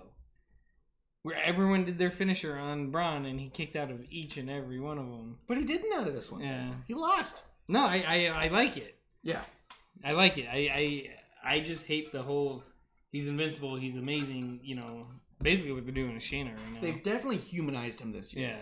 He's definitely able to lose, and I think that the idea of having someone who is that big and dominant and strong lose to these 3 dudes, I think kind of makes everyone look good. Mm. You know what I mean? Because Braun doesn't look weaker for losing to these 3 dudes. These are 3 incredible athletes. And when Cesaro goes for the neutralizer, everyone thinks he might be able to do that. Mm-hmm. I don't think he's pulled one off yet on him. I thought he did. Did he get one? He might have. But he definitely didn't in that match. And when he's going for it, everyone's all like, fuck! Because they're like, he could do it! Like, he's the strongest in the world! Do it. Did you see? We're on social media. He did a little snippet where he's like, wash these hands! Oh, yeah. He was doing the coronavirus wash these hands thing. Which is also good because I saw someone tweet like it was straight weeks to ago. the Young Bucks and what's his name? Kenny. Maybe. Yeah. Someone tweeted out a couple weeks ago. They said if at the end of all this coronavirus stuff we don't get Braun Strowman saying "wash these hands," then what are we even here for? Nice. And I was like, cool. This is even says in the review here: low point Raw Women's Elimination Chamber. Yeah, that was actually like not like barely even watchable. Like, no, it was terrible. We went to a Renaissance festival. good tomorrow. Huzzah! And we might have consumed a few adult beverages. And a couple turkey legs. Yeah. And we watched this, not live. And I don't know, TNA, if you've ever been around, but, we do a watch along, or he does it mainly with the others. Yeah. But we do a watch along and we talk about, we just watch it and what's going on right now. Yeah. And I kept telling him, if we were doing a watch along for this women's elimination chamber match, it would have been god awful. It would have been terrible. We'd have been like, well, I don't know what to tell you guys. Nothing's happening. Yeah. We're watching nothing. Yeah. For like over half the match. Mm-hmm. And still nothing. Still nothing is happening. Yeah. It was bad. And I think it was pointless. And like you said, and I agree because I said it also, this should have been Bayley defending her title.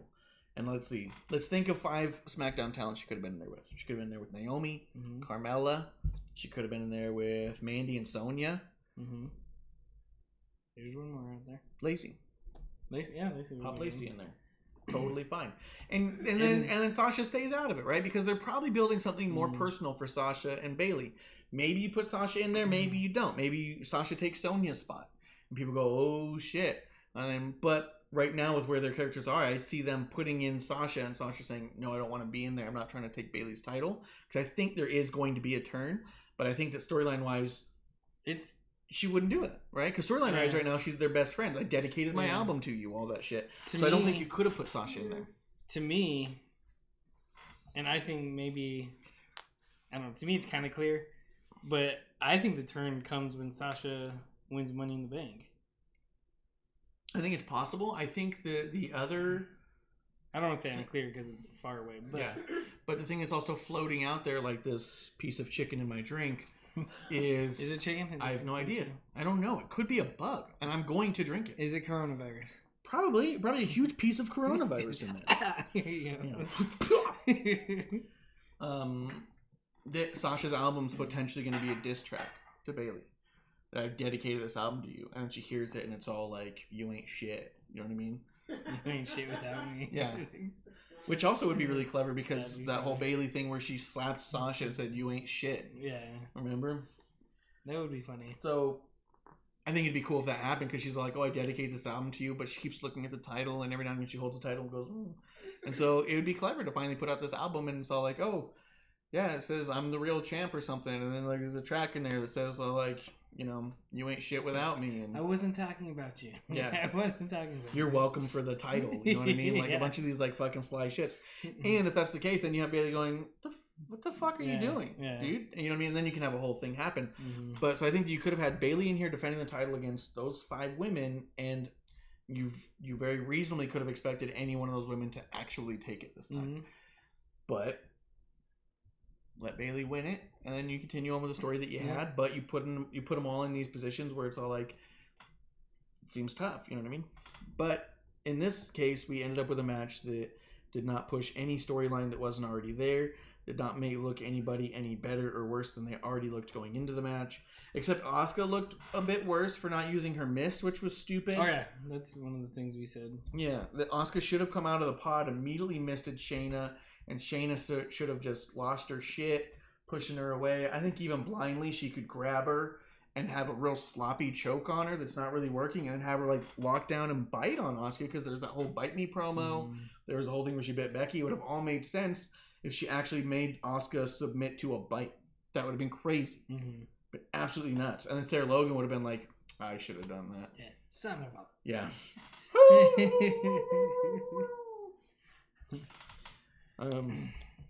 But yeah, I don't think that any of that was necessary. I think it was probably the worst Elimination Chamber match that has ever been. And we haven't even seen all of them. I haven't seen all of them. I've seen the ones that people said were the worst, though, and I think this is worse. That one with Ryback is always talked about being the worst. This is definitely worse. But I also don't think it's any of those women's fault. I think this is something that could have been done on a Raw, and this could have been an interesting match that they just didn't want to do. Yeah. Kind of sucked. Yeah. And then Raw was shitty. I don't know. What'd you like about Raw? Oh! Okay. Whoa! Security! Wow! With Raw, I don't know. I liked, the whole Randy Edge thing. I didn't like that they announced Edge is coming. Yeah. I don't like that, I think sometimes it makes sense, and I think this is one of those times where they want people to make sure they watch. Yeah. Sort of like how when Roman came back, Yeah, because if you don't announce it, you run the risk of no one seeing it. Yeah. And especially with all the other shit that was around. What's weird is that it didn't happen at the end of the show. Yeah, it happened at the 7 o'clock hour. Yeah. Because I'm thinking, a lot of people are like, oh, Edge is coming. All right, let's tune in at the end.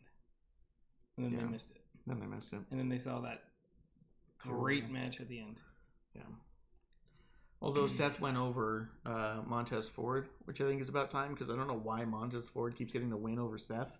Unless Montez and Seth are going to have some sort of universal title fucking rivalry here in the next couple months. Yeah. I don't need to see some random tag guy beating Seth fucking Rollins. They should be beating Murphy. I thought that was the whole point of Murphy being in there, so I had an out. Yeah, I did too. But them continuously getting the better of Seth is like, Seth is one of your top guys. Mm-hmm. Why is this happening? Yeah. After that, we kind of already went over the AJ promo, why I liked it. Yeah. I thought, what did you think about the fact he just kept talking about Michelle McCool?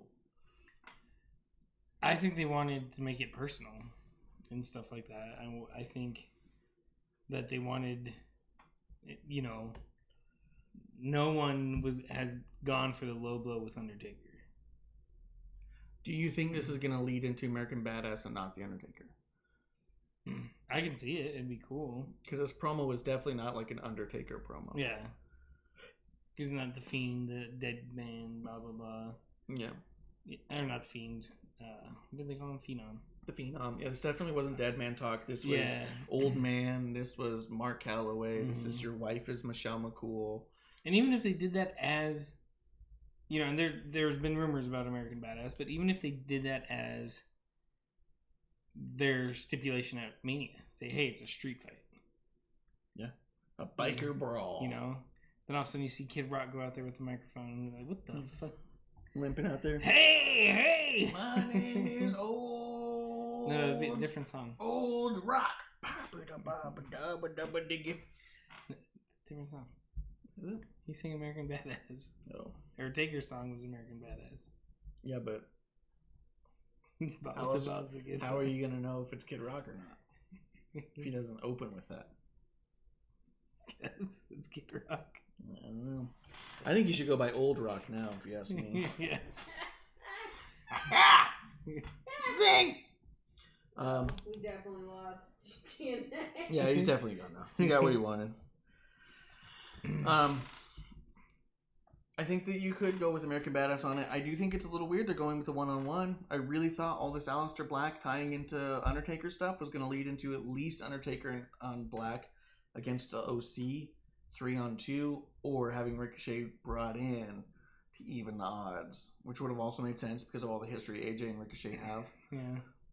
I thought that's where they were going with all this, and now especially like, since each one, everyone Ricochet has fought in each one individually.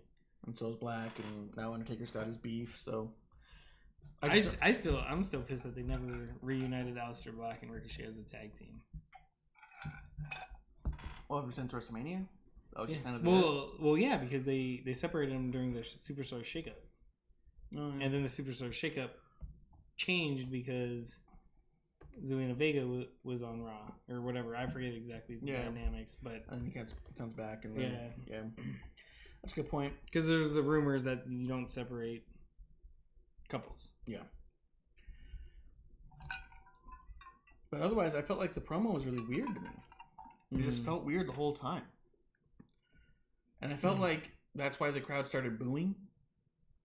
Because he was like, "Oh, you don't boo me or don't boo this and whatever." But I feel like they were booing the ideas like this is weird and uncomfortable.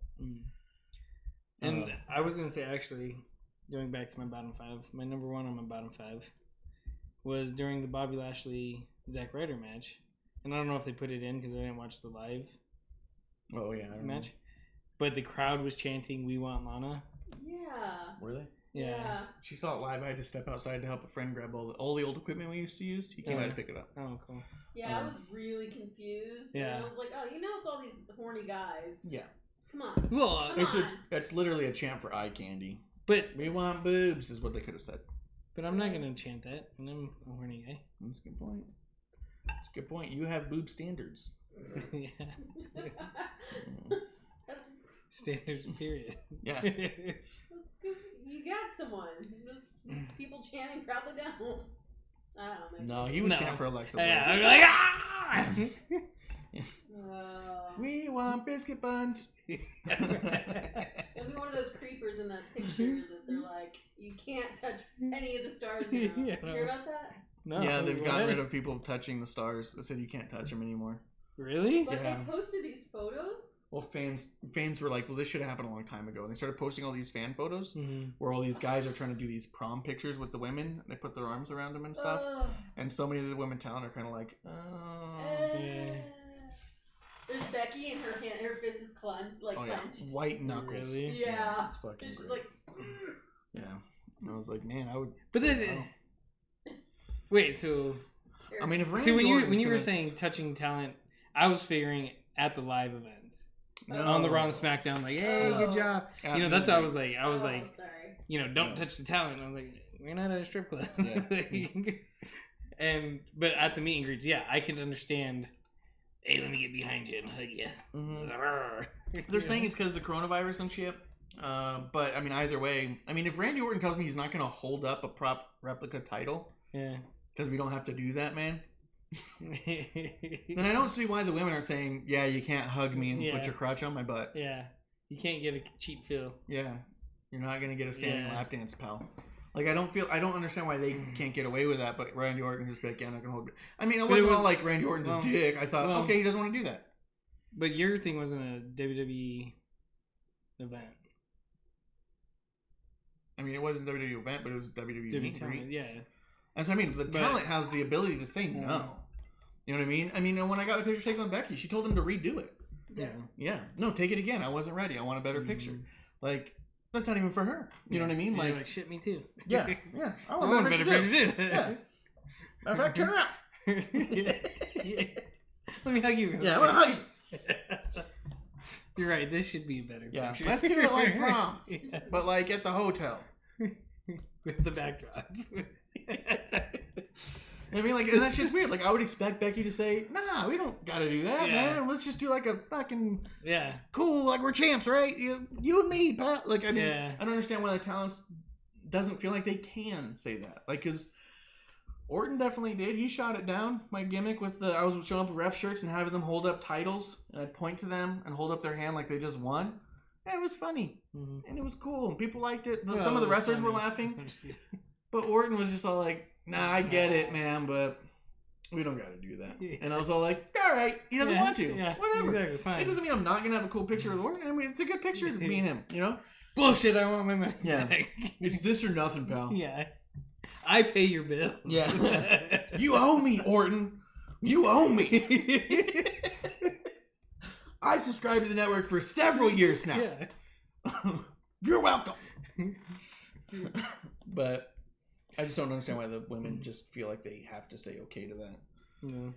I feel like Mandy Rose wouldn't. Yeah. I haven't seen any with her doing that, and she seems pretty I wonder if, well... She's pretty direct. I mean, the couple times I've run into her, she's been very much like, we're not making eye contact. But look at you. Yeah, no, I get it. I go, yeah, no, I understand, yeah. No problem. Because you're over there in the background. Mendy! Pull my shirt up, I start doing the Otis. I'm like, Mandy! Ew. Where'd that guy even get cake from? Yeah. The belt's covering your tongue, guys. You can see that. Yeah, you're welcome. Yeah, audience. exactly. You're fucking welcome. Censored version. Yeah. Did the let's see, what's this? I thought Becky did an awesome job cutting that promo. So what I thought was smart about Becky's promo was it was like, I can't make you care about Shayna, and I understand you guys all don't like her and think she's boring, but here's why you should care about my match. You know what I mean? I thought that was the smartest way to go about it, and I thought that Becky said a few things that I was like, fuck. Yeah. Yeah, she's saying some stuff. Yeah. I mean, I just thought that was done No, really yeah. well. I agree with that. Bobby and Zack Ryder was an otherwise good match. Like, why did the match happen? I have no idea. It was a 2-minute match. Less than 2 minutes. Yeah. And what's weird about it is that, they're like, oh, what's her name? Lana's not here. We're like, yes. And they said the reason why is because she's filming a movie or something like that. Like, oh, is she an extra in something? Yeah. She's gonna be in porn? Yeah. Well, what else? Did her nut come out? Yeah. So funny. Who wants her in a movie? This is why we don't have viewers. Oh, I better drink more.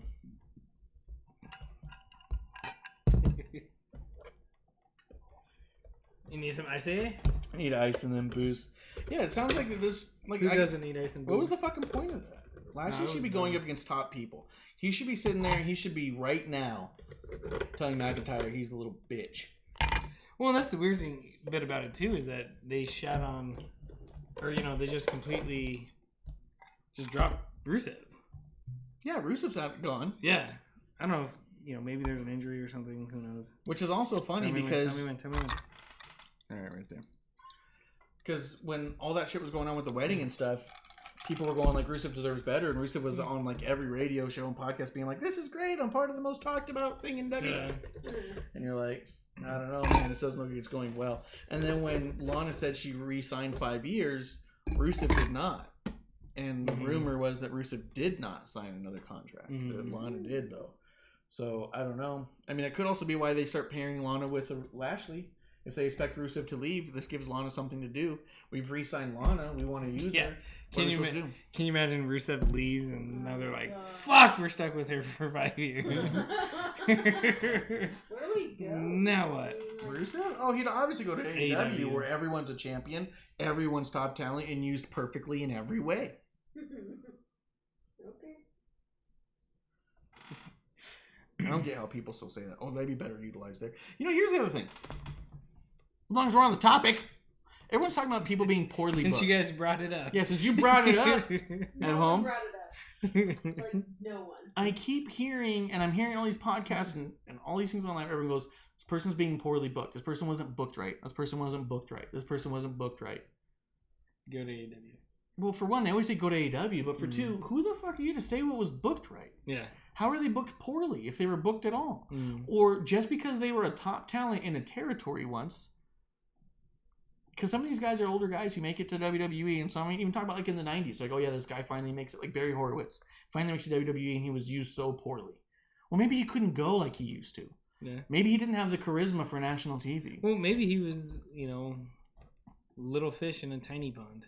Yeah, maybe he was and maybe the local area had more belief in Barry Horowitz than the national audience did. And maybe, just maybe, they put him on national TV to give him that big payout that he never quite got when he was top of the territory. You know what I mean?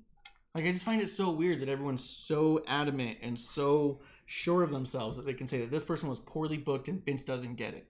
If everyone that comes in, and I don't believe that they sign shitty talent for the most part, they see something in everyone they sign, and they think that every person they sign could be a top talent, and they use them to the best that they can with the creative that they have. Not everyone can be champion at the same time. Yeah. Not everyone can be champion at all. And you know what? Someone's got to put those guys over. Jerry Lawler wasn't in Memphis territory with a whole bunch of people who were booked right.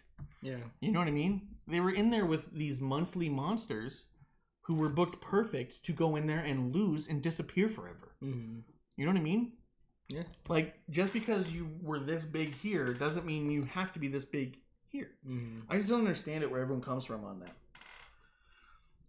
It's the participation award. Yeah, and you know what? And sometimes, yeah, you know, Lawler never won the heavyweight championship in WWF. But by the time he got there, should he have? Yeah, I mean, he was... Who was he going to take it off of? Yeah. Brett? Sean? Yeah. Is he going to take it off of Stone Cold? Say he's past his prime by then. And... He wasn't drawing nationally like he was in Memphis. Yeah. And you know what? In Memphis, he should never be beaten. Yeah. Because in Memphis, he brings 10,000 people to the fucking Omni every fucking month. Yeah. You know what I mean? That makes sense.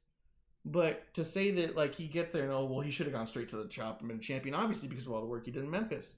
Well, I think he did very well in Memphis. Yeah. But it goes on the flip side where they did that with Finn and everyone got pissed off. Yeah, he went straight to the top, and then he was shat on. Yeah. And... Finn shit. Oh, yeah. And you don't even watch NXT? Nope. Idiot. I don't even know what they're doing with him. Oh, they're setting up him and Walter. Okay. I think that'll be cool. I think that's a dream match for them. Yeah. Do you think Finn goes to NXT UK? To have the match, maybe, but no. No, I think they do this right now because Walter won't move to America. Oh, really? Yeah, that's why he won't go to the main roster or to main NXT. Like, they've offered him. He said in his interviews. Yeah. He goes, oh yeah, they want me over there, but I just don't want to move outside of America, or I don't want to move to America. Well, He's fuck like, Walter. Look, why? He's fine. Yeah, go stay, be champion of NXT UK then. Everyone wins. Okay. Everyone wins. Now wins. Finn Balor can have his match with Walter, which I think is what a lot of people wanted. And here's a cool way to do that. Mm-hmm. So, I don't know. I just don't think everybody's poorly booked just because they're not the way you want to use them. And I don't think that everything they do is right either. But I think that I hear poorly booked and not booked right more often than is true. Mm-hmm. I hear it about everybody who's not a fucking champion. Yeah. They're not being used right. Miz isn't being used right. Fuck off. But people were saying that about Cesaro for a minute, and it was like, dude, he's on TV every week. Yeah, they still say he's and not he was moved right. losing many of those matches. Yeah. But he's constantly out there. He's constantly beloved by the fans. Everyone thinks he's the strongest guy in the company. Yeah. Like, he's poorly booked, but he's there every week. You get to watch him wrestle in amazing matches every fucking week. You cheer for him every time he comes out. Like, the one that's poorly booked is Mojo. Yeah, actually, I don't know. People, I guess, are just not into him. He still looks like he has fun though. Like he's just a fan and loves the business, and he loves what he's able to do. Mm-hmm. I mean, that's a good turning point into the Riddick Moss story. Riddick Moss is literally doing the thing that I said that the first day the 24/7 title should come out. After we had like a month or two of all this like scrambling about, I was like, okay, now's the time to make it serious. Mm-hmm. Now you give it to a Mojo and have Mojo say, I'm going to stand here and defend it, and have him actually do normal matches with that title and make it a legit title. And then they spend like a year. Mojo finally gets it. He says that, does it once, and then they give it to someone no one's ever heard of. Yeah. To do the same thing that I wanted Mojo to do. I legit asked, oh, who's this? Like, yeah, his music was playing. It showed his name up on the top, and she goes, "Who's that?" And I was like, "Exactly." Yeah. And then as soon as I said that, they're like, "It's your current 24/7 champion," and she's all like, "What?" And I was like, "He's got a title." I was like, that's the dude? How many times did R-Truth win it? Oh. Was it 47? I don't know. Crazy. It was a Something lot. ridiculous. But he never held it as long as Riddick Moss. Riddick Moss is the longest. I know the longest one. I found that out this week. And he's only defended it twice. Yeah. How have you defended it twice in months when fucking R-Truth had to defend it and win it 47 times in that same time frame? And he's not the longest. Yeah. He's faster. Yeah, so I don't understand what they're doing with Riddick. I don't think that Riddick's the guy to do it. Yeah. But maybe he is. I don't know Riddick. Where did Riddick come from? NXT. He was a football player before then. Yeah, I know he was a football player. I thought he came from like an MLW or something like that. I don't know where he was before NXT, but I know he's definitely in NXT. Let's see, Riddick Moss. Let's see, professional wrestling career started with training in NXT. All right, so that's All it. right. Wow. began and started in NXT. Yeah, no, he signed a developmental contract with them in 2014 and was with them for 5 years in NXT. And Wow. now he's made it up to... He shows up and wins the fucking 24/7 title. And here we are. That's it. That's his whole career, man. That's it. Should be able to do something. You don't even have to scroll on his Wikipedia page. 5 years. Yeah. He was out for a while with Achilles tendon injury. Ooh. Just all live event stuff. I don't think he was even on TV, man. Yeah. Those are a bunch of terrible names for just being in NXT. Dig Rawless, Michael Carter, Mike Rawless, Riddick Moss. Was he like the joke of it? Those are bad names. Mike Lowry. Yeah. I looked over and I saw ring names. I was like, huh. Yeah. I was like, wait, he's only been in NXT. Then again, I like listening to New Day Pod because they talked about one show they talked about like the horrible names that they were given. They were given something like 80 names on like this sheet of paper, and they read through each one of them, and it's all like, what the fuck? It's pretty great. Yeah. So, who knows? Yeah, so you never know how they get these fucking names. He looked bigger then. I know. I was gonna say when you first brought it up, I was like, holy shit, he's big there. Yeah, I don't think he looks as big right now. Maybe he's like leaned up some, but yeah, he's a big dude. But yeah, I don't know, man. I don't know what they're doing with Riddick, and I don't know if they're doing a 24/7 title, but I feel like the 24/7 title has never had less interest than it does right now. No. I feel like it's never had less TV time than it does right now. Nope. They haven't showed it on Hulu, I know. It's not popping up on the Hulu. Oh, really? Yeah, Hulu's cutting it out. No, I haven't been seeing it on their social media. They haven't been tweeting about it because they used to hit that up a lot. Yeah, Oh, yeah. this just happened. This just happened. Well, they would change hands on Twitter all of a sudden. Like, oh, Yeah. breaking. This Yeah. happened. So it's kind of funny. It's like Riddick Moss wins it, and the whole crowd of people who've been chasing it were just like, oh, forget it. Yeah. What are we doing? What are we fucking doing? He's got it. Go It's home. fine. They got tired. Yeah. Eric Moss. Oh, not Eric Moss. Eric Young and Jinder just kind of turned away. And was like, Yeah. It's like, yeah, the fuck Bali it, man. brothers. Like, what are we doing here? What'd you think of the MVP shit? I was excited when he was talking about, transitioning his career. And I was like, cool, he's going to be the GM. And then he's like talking about a stable. And I was like, cool, he's making a stable. I love stables. And then he's like, and I know the perfect guy to build it around. I was like, who? Yeah. And he's all Edge. And I was like, my speaker messed up. Like, The fuck? Yeah, as soon as he said it, I was like, oh man. And she's all what? And I was like, well, Edge is going to come out here in a second. He's going to spear him and say, Randy Orton, you got no balls, come on out here. Exactly. And I said that out loud. Yeah. And then she's all like, really? And I was like, yep, here it comes. And then the car comes, like, here he is. And he comes walking down to the ring. And I was like, and then, MVP just keeps talking. It's like he's going to get speared. And then he walks in and he just snatches the mic out of his hand and goes, here it goes. He's going to spear him. And then he says, oh, Randy, you got no fucking balls, come out here. I was like, oh, I guess he said that first. Yeah. And then he turns around and spears him. I was like, well, it was reverse order. Yeah. But it was the two things I said would happen. It's your dyslexia coming out. Yeah. Oh, my. Yeah. I just had it written down wrong in my brain. Yeah. Yeah, it was. But I also didn't understand why it had to be MVP. But in the same aspect, I don't know who else could have been. Because the whole idea was MVP was kind of like standing in for Randy. You know what I mean? Like, this is you, Randy, and, Yeah. But I didn't understand, like, why it had to be MVP. Because MVP felt out of place. But I don't know who they could have done that wouldn't have felt out of place. But to me, MVP's fell out of place since coming back. Yeah. Yeah. Because at first it's like, oh, Rumble. All right. Cool. Then they talk to him the next night. All right, this is the only thing I'm doing for my son. Yeah. And it's like, cool. Then Retiring. he's back. And he's back. And he's back. And And it's then like, oh, I'm going to go put over Drew McIntyre. And then Yeah. they, like, didn't really put over Drew McIntyre. yeah. I'm I mean, retiring. Yeah. Yeah. No, I'm gonna be a manager. Yeah. No, Can you stick with something? Yeah. What are you doing here? Anything. Stick with it. Why are you here? Yeah, so I don't know.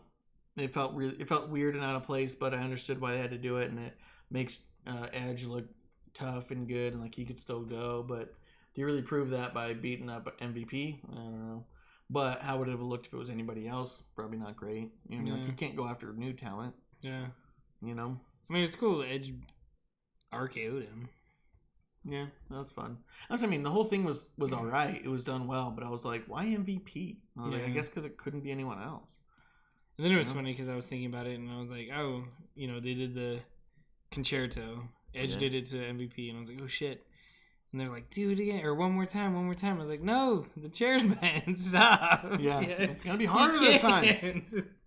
And then he did it, and then after he did it, I was like, oh shit. I was like, those unprotected headshots, basically. And I was like, you know what? I was like, they've only done the concerto now to Edge, Matt Hardy, and MVP. Yeah. And I was like, they're all past their prime. If they get hurt, seriously, they don't care. Yeah, they're like, all right. And I was like, and the old guys really never cared about concussions, so. Like, no, I could eat another one. Yeah, I was like, this is the telling of the times right here. We're definitely protecting our young talent. Yeah. Kevin Wilson's like, I'll take one. No. Sit. Shut up. Yeah. Eat your popcorn. Yeah. Shut up. Eat your popcorn, goddammit. But anyways, it was just a random side note that I noticed. And I was like, Yeah, I thought about that too, that they're being careful who they do that with. But I remember Pritchard said on his podcast that the concerto was actually a deceptively safe thing to do. Yeah.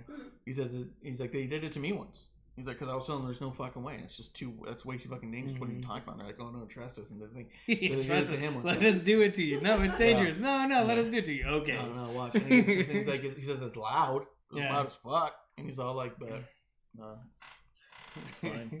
So he's like, it's deceptively safe. Blew out my eardrum, but I'm here. Yeah, but they also say that that's the idea. What's what you want in wrestling? You want something that looks completely unsafe, but is incredibly safe. Like, that's the point. Yeah. Well, that's like, Flair talking about the string from the ceiling. Oh, yeah. You hit it as hard as you can without hitting it. Yeah. Don't make the string move. Exactly. So, and I can see how the concerto is safe. But like I said, I just think it's funny because only the old dudes are like, I'll do it. No, I'm good.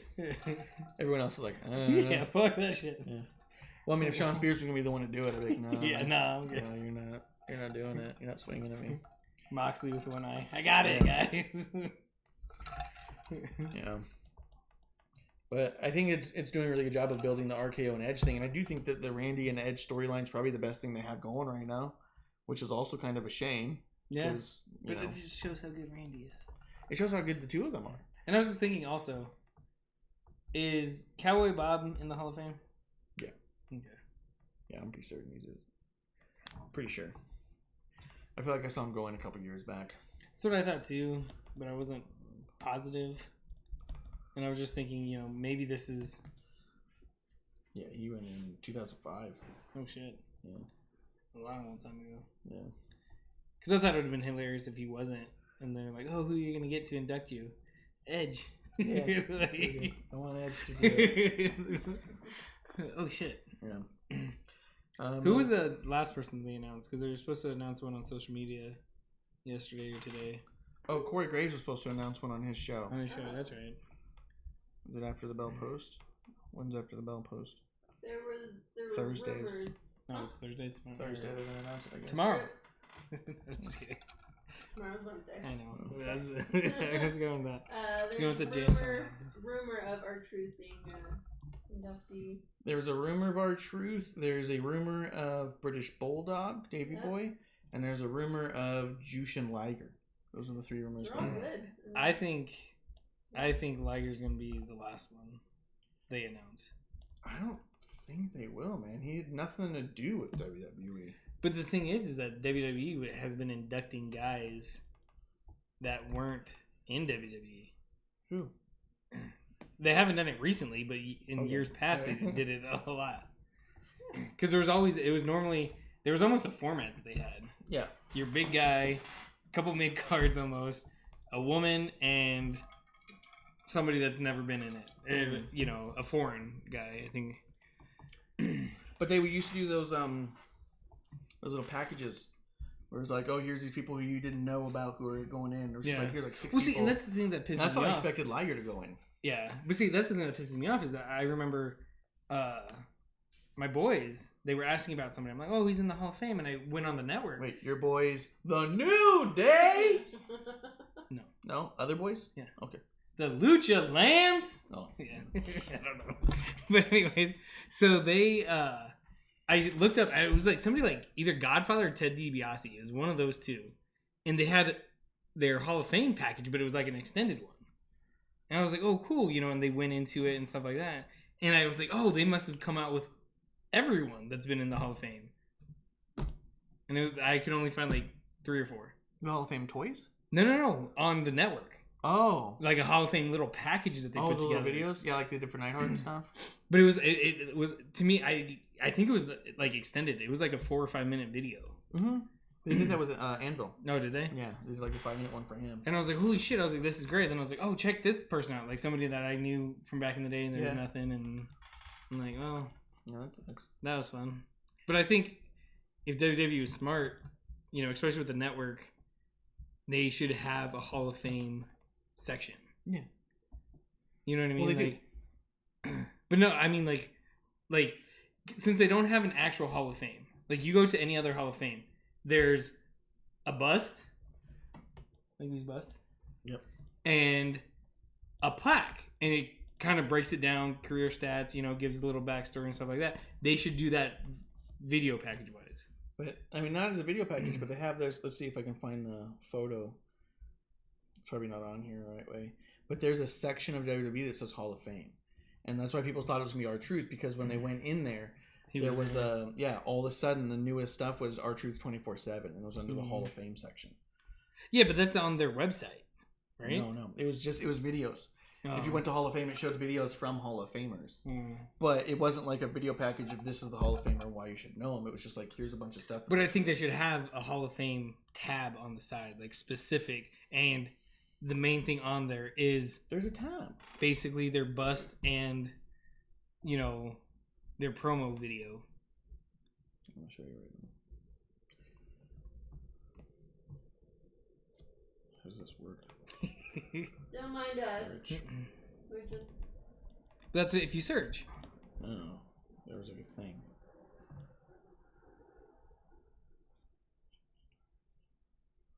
Well, there's this, but this is just the Hall of Fames themselves. The ceremony.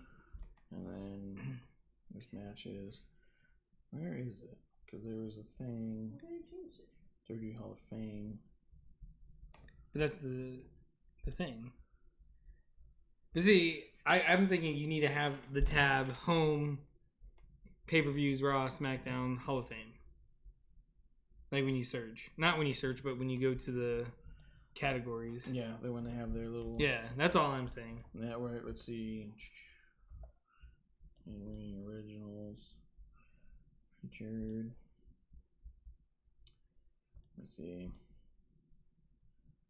Oh, that's cool. Was that the HBO one? Bunch of Andre stuff. Yeah, that's the HBO one. Okay. Bunch of Andre stuff. What is that? That's from the Expected Unexpected Giant Juice. This is from Storytime. Oh, Storytime. Okay. Oh, they I don't know who they announced it, but it was announced who the new voice is going to be for Storytime. It's going to be Jerry Lawler. Oh, okay. He's taking over for Mean Gene. Yeah. And they said that he can go nuts. Oh god. Yeah, because he was all like Daniel Bryan nuts. Yeah, he can go Daniel Bryan nuts in it. Balls out. I guess I don't see a thing, but well, I'm not gonna find that picture to tell you. Show you what I was talking about. Okay, all right. One for Kevin. Not quite. Okay. Oh, we'll get him. But see, there should be a Hall of Fame tab right there. Is what I'm saying. Or at least under Watch Now or something like. Gets half a point. Or like originals or. It's not even participation. They should do it. Is it under Superstars maybe? Is that how it's broken up? No. Okay. Because there's only 15. Oh, Hall of Fame. Oh, after you hit Superstars. Yeah, but this just lists everybody. But if you click on somebody, does it show them? Oh. Sorry. What the hell? What's happening? Latest videos. Okay, because no one else shows has the seen it. videos. Those aren't even him. He was so disappointed after you clicked it. Sorry, everyone watching. Producer also can't see what they're doing. You guys are just laughing like idiots. This is why we have no viewers. What the hell? You got so disappointed. You got so mad I picked it. I didn't see it. You're just like, you're not going to find anything with that. So just list everyone in the Hall of Fame. And so he's like, yeah, just pick one. I said, okay. So I picked Donald Trump. And he got all upset. He's like, you're not going to... And then when you go in there, he's like, look, it doesn't even show stuff for him. It shows divas. That's offensive. See what I have to put up with? The new Elimination Chamber is because clearly he's in there. It's everything under his term. Like, Yeah. that was just like, oh. Actually, it doesn't show anything for them either. Just shows that he's in there. Look. Yeah. Highlights. See? Doesn't even show you stuff that person's done because I just picked Triple or Degeneration X, and then all it shows is Triple H, and then it shows like no videos. That's what I'm saying. They should do a separate, like, you click on a separate package and it's like boom, 5-minute video, brief rundown, especially since it's on a network and it's all media related, and you can even, if you want to read about it, you can, but see, there's a section in there, WWE Hall of Fame Class of 2020 inductees. That's when people saw. That's what I saw. R-Truth. But where the fuck is that? You know what I mean? Yeah. Like, where's this inductees? It was so weird because each app, or whatever device you're using, it's completely different. That's true. The new app, the new setup is really difficult to figure out. Just because you can't seem to get consistency, the search doesn't seem to work quite right, and yeah, I don't know. But anyway, I think we've rambled on long enough. And yeah, this has been exciting. This is a good one. This is exciting stuff. This is good stuff. Oh god, make sure it's that end. What the hell? Hey, Tucky. Forget. What do you think about JBL going into Hall of Fame? I'm okay with it. I don't care. I know a lot of people are upset. Those people are pissed. Yeah, because they're like, he's a bully, and it's like, yeah, maybe. like, outside of that, he's done plenty for the business. He was a great talent. Maybe not great, but he was a good talent. He did stuff for the company outside of the company, like the charity work and stuff like that. And it's like, cool. Same reason why Mark Henry's in. Yeah. And like I said, I'm okay with it. I know there's a bunch of people pissed off, and it's like, they kicked Hogan out for saying offensive things, but that's true. Trump's still clearly there. Man, he said a few offensive things from time to time. I've never heard any. Yeah. All checks out to me. What do you think about Bella Twins going in? At first, I was like, seriously? But I think it's just because with them, it's in recent memory. But outside of that, I'm like, all right, cool. They kind of deserve it. Mm-hmm. Well, I think the funny bit to me is that they announced it in Phoenix because they were expecting the crowd to go fucking ballistic. Yeah, because we were in the audience. From there. They did not. Yeah. They announced it like, and now introducing their 2020 Hall of Famers, the Bellas, and they came out and the music hit, and it was kind of like a golf clap. Golf clap. Phoenix Open, Waste Management golf clap. There was a couple of kids all decked out in Bellas who were going, oh, because they were just excited to see them. They didn't care about the Hall of Fame aspect. So the paid extras. But yeah. So, but they didn't get a big crowd reaction, and you could even see when you watch that Moment of Bliss, you could hear Nikki being like, "So proud to be from Phoenix, Arizona," and then even then there wasn't a big pop. It was like, "Yep." And it panned over, and there was just a guy with his arms crossed, and the woman next to him was like, "Woo!" and he was just like, "Yeah." There's when she was kind of like. I do think that they probably have a place in the Hall of Fame for. I think that they're the most important tag team or the most important women of a really specific time. I think to make that pivot from diva to superstar, I think they were absolutely necessary for that moment. And they brought a lot of eyes to the show outside of WWE. And that's where I think where they get it as well. Yeah. Because your brother and I were talking about that. And it was like, hey, Total Bellas is big. There's a bunch of people watching it. Oh, yeah. And those people are now also, all right, well, let me see, intrigued a little bit. Matter of fact, but being an open wrestling fan out in places that I work and stuff. I'm still in the closet. Yeah. Dude, there are a lot of people who will not talk about I know there are. You know what I mean? That was the whole point of the show. Yeah, the whole point of the show was to get people out of the closet being wrestling. But as an open wrestling fan, I would have people come up to me and be like, I don't watch wrestling, but I love the Bellas. Yeah. And I'd be like, really? And they'd be like, oh, I watch Total Bellas. I can tell you don't watch wrestling. Yeah. And then there was this one. I remember one girl specifically who was just telling me how obsessed she was with Total Divas and Total Bellas, but had never seen a wrestling show. But she would talk about it every week, and every time there was a new episode, she goes, "Oh my god, did you see what Nikki did?" And I was like, "Oh my god, tell me all about it." I mean, tell me more. Tell me more. So I can understand that aspect too. They got a lot of eyes on there. They got people were paying attention to people who knew they were. People were aware of WWE, even if they didn't watch it. They were more aware of it because of them. And you have to get Daniel Bryan to resign somehow. Yeah, I like when Dana Bryan came out with the baby, his baby. Yeah, I was like, I gotta go to work. Yeah, the baby. Yeah, like Natty and TJ on there. They're perfect. Huh? When they're on Total Divas. Yeah. Funny. Natty and TJ are funny. Yeah, but I mean, you know, the Bellas, like John Cena, but not to that extreme, have bridged the gap between WWE and mainstream entertainment. Yeah. Yeah, I was gonna say media, but that was not where I was going. Yeah. But you know what I mean? They've bridged that gap a little bit. You know, maybe not in leaps and bounds, but they're a bridge. Yeah, and I can see it. Yeah, and it's like the only thing and I thought it was really funny that the way Cornette said it. He said the Bella Twins absolutely have a place in the WWE Hall of Fame. He goes, if it was a wrestling Hall of Fame, I'd have contention. Yeah. He goes, but it's the WWE Hall of Fame. It's Sports Entertainment Hall of Fame, and they have a place there. Yeah. He's like, but I mean, in my mind, I'm like, there's no classic Nikki match. Yeah. No one's gonna be like, oh, if you haven't seen this Nikki Bella match, you gotta go watch it. Although I did see someone say something like, if you think that the Bellas don't deserve to be in the Hall of Fame, go watch Ronda versus Nikki at Evolution, and that'll tell you everything you need to know. No. And I was all like, first off, that's one match. Secondly, that was way at the end of her career. Yeah. That was her making a comeback after her career. Yeah. That's not... You can't put an asterisk at the end of your career and say, and that's why they're Hall of Famer. No, they had a whole career that you're supposed to look at. Yeah. You know? But I do think that there's definitely a place for them. With all those other things in mind. Yeah, and, you know, just going back to clicking on Donald Trump, he never even had a match. Snoop Dogg, you know, and they used to have an entertainment wing, is what they used to call Celebrity wing. Yeah, celebrity wing. That's what it is. Arnold Schwarzenegger, Kid Rock, you know. And they never put in Andy Kaufman. Yeah. Yeah. Fucking assholes. They were supposed that was another rumor of posthumous inductees. Yeah. Lawler still says that without Andy Kaufman, you wouldn't have had the crossover between mainstream and wrestling the way that you see it today. Yeah, no. He thinks that Andy Kaufman was the first one to 100%.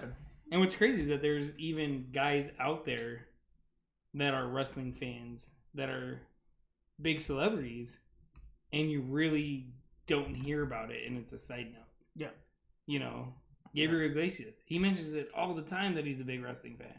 And people still don't realize it. Yeah, they're like, oh, cool. So I have a bunch of friends back in New York, and one of them is a comedian who does really well. Let's be honest. They posted the other day, they had a picture they took with Billy Corgan. It's like, I can't believe I met Billy Corgan, this and that. And then be like, there's at a party with him, and goes, it turns out he's a fan of wrestling. Exactly, that's, you don't say. Yeah, I was all like, what? And they're like, it's kind of weird, but it's funny, he's a fan. Yeah. And I was all like, he's not just a fan. Like, how much of a conversation did you get into? It sounds like you didn't really delve into it. You know what I mean? Because I was like, I even made a comment where I was like, did you click on the link below? I was all like, I'm pretty sure I know where that's going. As a fan, he owns a company. Yeah. Like, it's funny. Yeah. But, yeah, there's a lot of people who just don't realize they're wrestling fans and such. And if you move that bottle to the right or left, the one in front of you, Kevin, it's like on your face. I'm trying to go for it. Right or left? Put it over here. Just put it, give it over here. Wow. You're horrible at this. Yeah. You said right or left? Yep, that's me. Well, just trying to think if there's any other topics we need to bring up. You're not watching half the fucking shows, so that kind of takes some of that out of it.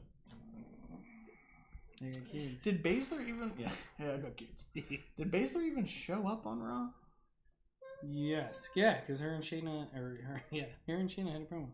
Her and Charlotte had that little back and forth, right? Oh, Rhea did. No, that was... Oh, no, yeah, no. Yeah, no, Becky came out, attacked shit. And that was it. And that was it, yeah. Shayna never showed up. Nope. Man. Man, I am not looking forward to this card of WWE so far for WrestleMania. Yeah. Yeah. And it's weird because now that Elimination Chamber is the last pay-per-view before Mania. Yeah. it should be getting us hyped up for him. Yeah, it did the opposite. Yeah, and the only one that has true like fan push behind it is Drew McIntyre. And I don't care about that match at all. I care about it just for the simple fact that I called Drew winning Rumble. Yeah. But everything they do leading up to it makes me want Drew to lose. Yeah. Yeah. I'm really backing Lesnar right now. Yeah, why did he smush a bug with no reason? It's not just a bug. Don't minimize Fine. the beloved pet of Eric Warrow. Raw. Alright, I got something to look forward to. We got Snoring? Oh. Wow. What? I'm snoring. Yeah. Too many of these. We got some returns coming on Friday. Returns. I mean, You don't know what we're talking about. talk about it. Bring it up. Say it. Paige has come back. We don't know Paige why. is coming back, and no one knows why. What do you think is going to happen there? She's the GM. Oh. Well, she wants to be the GM. SmackDown. Well, GM of. She thinks she's going to be a manager. She's been saying online she wants to manage Nia Jax. So now there's a big fear out there that Nia Jax is making a return with Paige in her corner to take on Bayley. No. Do you fucking think for a second that Nia's going to be accepted as a face? There are a lot of people that You know? love Nia. She's got fans. She does not have fans. She does have fans. She's got sympathizers. Okay. Wow. Oh, okay. We're definitely not getting any fans ourselves. We're looking for sympathizers at this point. No. I think this is why NWA did not pick us to do their watch along stuff. There's probably multiple reasons. Because they asked to see everybody's things and stuff, so we sent them our stuff. They probably checked out the first highlight of me just farting real loud. Can you imagine though? Like, think about it with that show, right? So that's Circle Squared where they show the promo, and then they show people saying what they thought of that promo. Then they show the next person's promo, show and then they show the match, and then they show what people think about the match, and they're cutting back and forth like that. Can you imagine? It's like, you know, they cut the promo, and it's all like, well, this girl. Let's see what these guys got. And then someone's all like, I just cut a better promo. You know what I mean? Oh my god. First off, NWA is stupid for not wanting that. Secondly, I can understand why they don't want that on their TV. They're not stupid. Are you kidding? That would be so good. Matter of fact, we should get a clip, like a noise gif of that lean forward and fart with a whoa and just cut it down and then use it as a response to things. Like when they do those things, what'd you guys think of this thing? Just put that as our response. That needs to be our go-to response for stuff now. That's pretty good. I'll work on it. Yeah. That's what Gabe left Gabe us in with. the corner. Yeah. Whoa! That's what we thought of this. I like his second part of that. Yeah. Well, when I'm moving on, it's just. Or what? I'm not. He's like, I'm not usually grossed out by that kind of thing. It's so good because we moved on, and then he brought it back. He was just so great, and you can see on his face he's just not over it. Also, we have the return of Jeff Hardy. Jeff Hardy will be coming back. But you're a little sloppy with your banana. You're sloppy. Gosh, it's Jeff Hardy. We're trying to. Bitch. Oh, that's a good point. To Jeff Hardy, my dude. Okay, My favorite of all time. My inspiration. Very excited. Yeah, no, we're very excited. We've got Clum, who's also Drunk? not a drinker. Oh, yes. Similarities here, people. Jeff Hardy and Clump are not similar at all. No. They're both not drinking. Stop. Anymore. Or any less. Stop it! Oh my god! Alright, anyways. We're big fans and supporters. But see, I hate how they ruin their... Yes, of course. I love Jeff Hardy. He's one of my favorites of all Ruining our time. highlights. But I hate how they announce returns. I hate it. Here's the thing: is on backstage they already said that he's been at SmackDown for the last 2 weeks, waiting for a place for him to slide into that would make sense. Mm-hmm. He said that on backstage. So if you saw backstage, then you knew, oh, any day now, right? Mm-hmm. But I wonder if it got to a point where, like, look, we don't have a great creative spot to put you in that makes a ton of sense. Let's just get you out on a match. Let's just tell people you're back, get you to do a match, get the crowd to pop, and then we'll start building towards something, right? As opposed to just waiting for that moment for him to come out. I mean, he's probably back there jumping around like, come on, guys.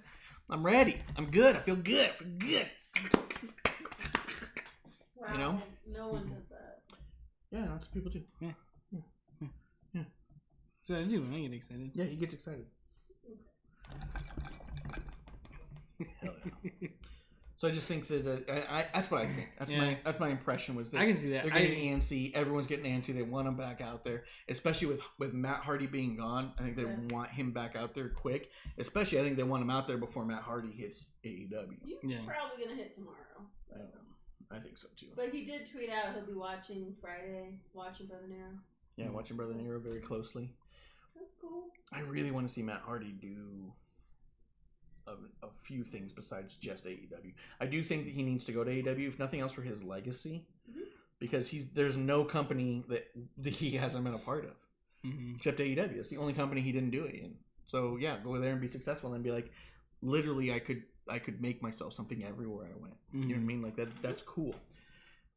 So I do think he should be there for that alone, and he'll definitely get over in that fan base, and he's going to be able to do whatever he wants to do, and it's that's great. That's great. Yeah. But I want to see him do some stuff in NWA. Although I think that he was NWA Tag Champions with his brother a while back. Probably. But before Power. Hopefully NWA stays around. Yeah, I think so. Yeah. I mean, I just hate how they announce returns. Yeah, but I also understand that right now with ratings being what they are, you want people to want to watch too. I don't know, it's a delicate balance. I think there's certain times you definitely don't want to announce it. But there's other times where you want to be like, hey guys, you really should watch this week. Yeah. You know what I mean? See, I just feel like Paige didn't have to be announced. Yeah. Jeff Hardy I could see announcing, but Paige no. Or maybe one or the other. Yeah. Maybe announce Paige, and then since you know people are watching, just let Hardy come out. You don't need to say 2 people are coming back, so watch. You just need to say one of them. Yeah. Well, if Paige is coming back saying she wants to be a manager, announce that. Hey, I'm coming back to be a manager, this and that, blah, blah, blah.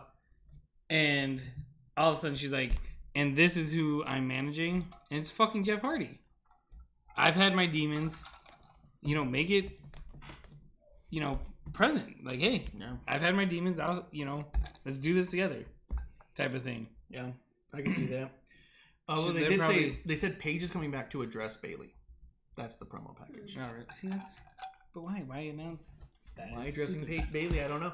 But so here's my wild speculation. Based off nothing, and that I would... Fantasy book. I don't know, it's beyond that, I think. This is just a wild fucking... Wouldn't this be cool if Paige, after her neck surgery she had last year, is actually cleared to come back? What if she came back and built a program against Bailey for Mania? You get Paige and Bailey Mania. But you can't. Well, I guess you can, because I was thinking Becky and Shayna. Yeah. But you could build towards Paige and but that's where you drop the ball once fucking again with Charlotte winning Rumble. Have Paige going out there as number 30. Holy shit, what the fuck? No one saw this. And winning it. Yeah, but then you have the what Paige going to do kind of back and forth. And I mean, I don't know. But because then you'd have people wanting to see Paige and Becky. At least right now you've got Charlotte out of the picture, so you're not getting Paige and Charlotte. The way you get Becky out of the picture, so you're not getting that. And you can have Paige. But the way you did... Shayna and Becky, they could have done that a month earlier or 2 months earlier, and say, okay, this is gonna happen. Yeah, and even have Shayna as one of the last, and then all of a sudden Paige's music hits and immediately throws out Shayna. It's like, oh fuck, yeah, And then the other thing is then you do the Elimination Chamber for NXT. You have all the NXT women in there.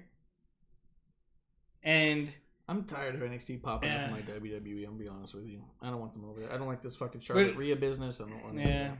But I was just gonna say, then you throw Charlotte in there and say, okay. Yeah, but I mean, if you've already thrown away the Rumble win, it's already gone, man. Forget it. No. I'm just saying. It's already trashed. But I'm It's saying, already why trashed. ruin Paige's return on a, hey, Paige is coming back on SmackDown next week. But it's not. Yay. She's coming to address, and at this point, she's going to be like, "Hey, I've got someone perfect to fight you." Now, and again, this is wild speculation, and it's more likely that she's coming in to announce Nia Jax trying to take down Bayley, which no one wants to see Bayley get hurt by Nia again, and no one's going to cheer for Nia in this scenario. No one. Although I think people genuinely dislike Bayley, which I think is good for a heel. But I think people actually, in their heart, dislike Nia more than they dislike Bayley. People are bored of Bayley and think that she's boring and all that shit. But people don't think Nia deserves to be on TV, and they think that she's dangerous. So people actually don't want to see her. Yeah. There's definitely rumors that she's medically cleared, Nia. Yeah. Scheduled to be on March 13th. Well, I thought Nia They was gave her cleared robotic a knees or while something. ago. Yeah. Because her knees got crushed under all the pressure. They were basically like diamonds. Maybe I was gonna say they put coal in there and made diamonds. They made some diamonds or their oysters and their little pearls. No. You're We're, like, talking, you're- we're talking about the knees here. Yeah, your ACLs look like pearls. Okay. What? I don't know how biology works. Okay. That's all there is to it. Alright. Knee bones connected. Do the diamond bone. But I think so. It's more realistic that Nia's coming back being managed by Paige. But I think it would be pretty fucking incredible on the same Mania we have Edge come back, that we have Paige say, "I've got just the person for you." And when Bayley turns around and looks up the ramp, "Who do you got? Who do you got?" All of a sudden she turns around and goes, "You got no one." And then boom, she gets speared by Paige or some shit. Maybe not a spear, but you know what I mean. A thing. Yeah. Like a boot or something. Because she used to do a big boot type thing, didn't she? I don't remember. I don't remember all of her moveset, but have her do a fucking something to Bayley. And then everyone goes, "Holy shit, physicality," right? Because we know that she can't get physical, but what if? What if she did and they protected it? That would be fucking incredible. Well, you got no one, Paige. You got no one. No one likes you. And then fucking boom! Paige just knocks her the fuck out. And then Paige is all like, "I don't need anyone else." And then does her little skip out. With the belt. Biscuit.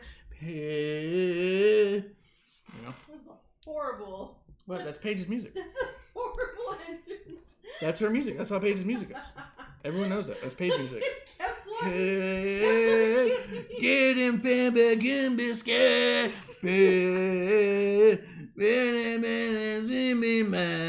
I thought that was Otis's new theme music. No, that's definitely Paige. That's nothing like Paige. Yeah, she's screaming.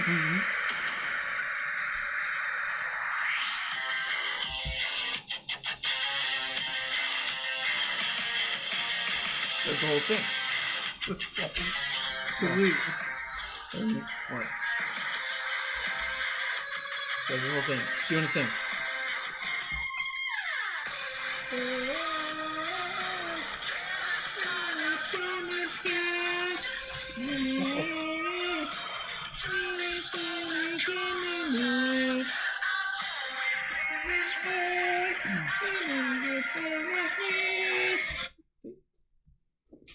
Again, nothing like what you were doing. Yeah, no, that was solid. That was it right there. Okay.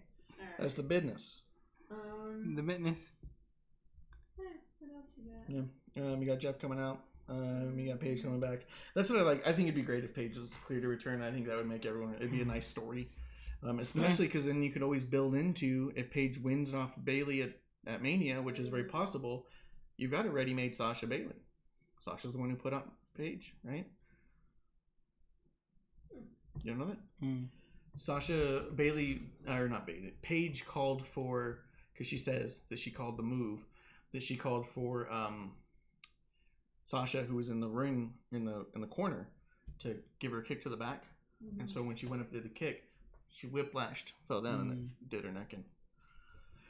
And so people blame Sasha for Paige being out and all that stuff. And Paige has come out time and time again saying it was a move I've done 100 times. I shouldn't have done it because she'd just come back. She'd just been cleared to come back. And she's like, I shouldn't have done it. I should have been more careful. I didn't think about it. It was a move I called. It goes, literally, Sasha did nothing but just do the one thing I asked her to do. So it was like, Hmm. so it was this whole thing. So then you got a ready-made, like, Yeah. Paige wins it, and Sasha comes out and be like, I'll take you right the fuck back I ended out. you once. I'll end you again. Yeah. You know what I mean? You got a whole thing there. So I think there's a lot of room there for really cool. And I think that if you put Nia Jax in the middle of that, there's none. There's nothing good with Nia Jax. Okay, if she is not medically cleared, what would you like to happen? Bayley just be a champion forever. With Paige returning on Friday. Oh. Comes out, just gives her a high five, says you're doing a great job here. Oh, that's it? That'd be good. I think it'd be better if Paige came out and endorsed wrestling on the rocks. Yeah. Okay. Cheers. Both unlikely things. Anything realistic? I'm putting money down. That's gonna happen. So. I mean, she could bring out somebody else. You know what I mean? Who do we got who's not back? They should have a title shot or some shit. Did Tamina come back during Rumble? I Not thought- that it's any consolation. Yeah, Liv that's Morgan. better. No. She's Wrong, wrong brand. wrong show. Oh. Yeah, I don't know. I don't know if anybody's out. I don't know where you go from it. Otherwise, I think Nia's when it makes the most Do you sense. but I don't know. introduce somebody? Yeah, Like, someone. what's her name? Okay. I was Ooh, thinking, what about like Kylie Ray? Shotzi Blatter. I can see Shotzi. Yeah, I could see her being with Shotzi, but I mean like Kylie Ray from the Independents. Oh. What if Yeah. they secretly signed Kylie and she Ooh. came out because her gimmick is the smiley Kylie. Yeah. She comes out and true. smiles. Remember she signed with AEW and bounced? mhm. Yeah. That'd be cool And if she was like, "Hey, I found someone else," and then she comes out all, "Hey guys," and all smiling and happy. She And be like, "Oh hey." disappeared and then came back and started wrestling independence, and you're like, Yeah. okay. Yeah, she dropped her AEW contract and said for personal reasons she was never gonna wrestle again or some shit. And then like 6 months later, she popped back up on Independence and stuff, and she's been wrestling ever since. She's a champion on like 2 little indies. Weird. But what if they secretly signed her behind everyone's back, and that'd be a cool way to bring her in. This And is a very personal reason. yeah, but at the same time, I don't know if believably Kylie's ready for a WrestleMania match to start off with. That might be a bit more of a build. That's true. What if they brought in someone like a Ronda? I don't know. Well, Ronda was seen at the Performance Center, Yeah. but I don't know if that's a big shocker. I But- think that Ronda's got a better place to spoil the Shayna Becky match. Yeah. Yeah, to be on her 100%. own. But at the same time, we've always said Ronda needs a voice. Mm-hmm. And if it's Paige's voice, so be it. Because Paige was supposed to interpretate for the Kabuki Warriors. Yeah. That didn't go so well. Well, she didn't speak Japanese. It's hard to interpretate. No. You don't speak their language. Are you excited about Brock Lesnar and Drew McIntyre? It's a no. Like I said, the only reason why I am is because I called Drew winning. Do you the want Rumble. Drew to win? That's who they want you to want to win. I want him just because I called it, just to be like, yeah. Just But if it's so confusing, 'cause if Brock is full time and is there, I want Brock. He's entertaining. He showed his stupid goofy side with the Brock house party or block party. Yeah. I want more of that. yeah. I want, just him being there. Yeah. But Drew winning it, counting down the Claymore. I don't like it's 1, 2, 3 Claymore. For whatever reason, I think it should be 1, 2 Claymore. But that's either way stupid. I don't like that at all. I don't like the Yeah. countdown to Claymore. I don't like Drew's attitude. I don't like the fact that he thinks he's being cutesy and funny. I think that It's all weird stupid. because Drew seems like, hey, this is owed to me almost. Yeah, and he Hey, comes I'm off super already here. entitled. Yeah, and I'm like, He comes off way entitled. bruh. And so, like, I don't. They told me 10 years ago I'd be a champion, so I'm here to collect that. Yeah. Okay, I don't care if you're ever a fucking Yeah, champion. It's been 10 years. Yeah, it's been Yeah, 10 I'm years, here dude. now. Yeah. I'm finally ready for it. I don't give a shit anymore. Mhm. All right. So I'm not excited about that match at all. I really don't want Drew McIntyre to win. I think the Drew McIntyre that we're seeing right now, although maybe more close to his real self, like he says, I think is one that it's hard to get behind. I think it's harder to get behind him now that he's his true self than it was when he was a fucking robotic psychopath. Mhm. I mean, I think that was easier to buy into, which is funny because he thinks not. All the interviews are like, oh yeah, no one could relate to that. No one like that. I was like, I think it's easier to believe you're a stone cold killer than you're this fucking goofy entitled fuck who wants to count down and give away the business and pretend it's all fake and fun anyways. I'd rather take you seriously as a fucking robot Terminator. You know think what I mean? that's what they do with Sheamus? Flip brands and go after Drew? Maybe. Because they were supposed to be, close and friends. And That's true. That'd be good. After the shakeup? yeah. I could see that for sure. You excited about Goldberg Roman? No. I don't even think I care about the match. Like even like the idea of Roman winning is nice for Roman, but I don't care about it Yeah, at I all. don't either. Lightning round. No. Yeah, no, Cena versus no. Fiend. I'm actually kind of Yes. interested. Just I think because that I'm a could be big good. Cena fan, but everyone else is not. I don't want to say everyone else. No. There's a lot of people that aren't, and like, oh, we're sick of him. He needed to change. He needed to turn. Whatever. But it could be interesting. That's the only match that, I mean, it's the first match that we've come through so far that I'm like, I want to see it. Like, I literally don't want to watch Goldberg versus Roman. Yeah. I don't want to watch Brock versus Drew. I want to read the result. That's refill your drink, take a piss, and sit back down. I want to watch Cena versus Wyatt. I do want to watch that match. Becky versus Baszler. Yes and no.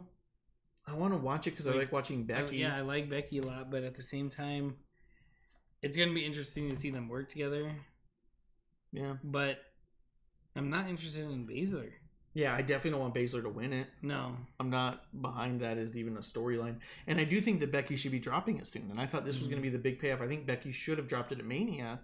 I thought have her hold it for a year, drop it at Mania to someone, and have them put her over. Shayna doesn't need that fucking title. No. And I don't think it's going to do any good to the division to have Shayna just steamrolling through everyone else. If I put money on it, I think Baszler's going to win it. I think so too, but I'm not interested in seeing that. I'm not interested in it as well, but... Rhea versus Charlotte? What's up? Sorry, they keep saying she's like the Brock. She's the female Brock, so it's like yeah, she's going to disappear forever. But I thought Ronda was the female Brock. Well, the reason they say that Ronda's not the female Brock is because she was relatable. She was a role model in a lot of senses. Like Brock is just a monster who murders everybody, and that's kind of all Shayna's got too. And where Ronda was a lot more dynamic of a character. Yeah. Rhea versus Charlotte. I don't even care about the result, honestly. Like that's one where someone can tell me in passing who won. I'd say okay. Yeah, to me, I think it's very transparent. Charlotte's gonna win. I think Charlotte can't win for that match to be any bit of reasonable. Because otherwise, what the fuck are you doing if Charlotte wins? Yeah. If Charlotte wins, it's like, why would you just shit on NXT like that? Well, I think you literally brought NXT to Mania to shit on it. Yeah, but I think you get Charlotte to win, so she's the female face of NXT. Like Finn was supposed to be the face of NXT going back. But then they turned him heel. But that looks like a downgrade. It looks like that NXT's not good enough, so Charlotte had to go in there and beat them and then come down. Yeah. It just looks like someone being demoted. It doesn't look like NXT being elevated. Yeah. Undertaker versus AJ, I'm curious. I'd watch it. Mm-hmm. Edge versus Orton, I want to see. I want to see that. Kevin Owens versus Seth Rollins. I don't know that this has actually been announced yet, but I can safely assume it's probably going to be there.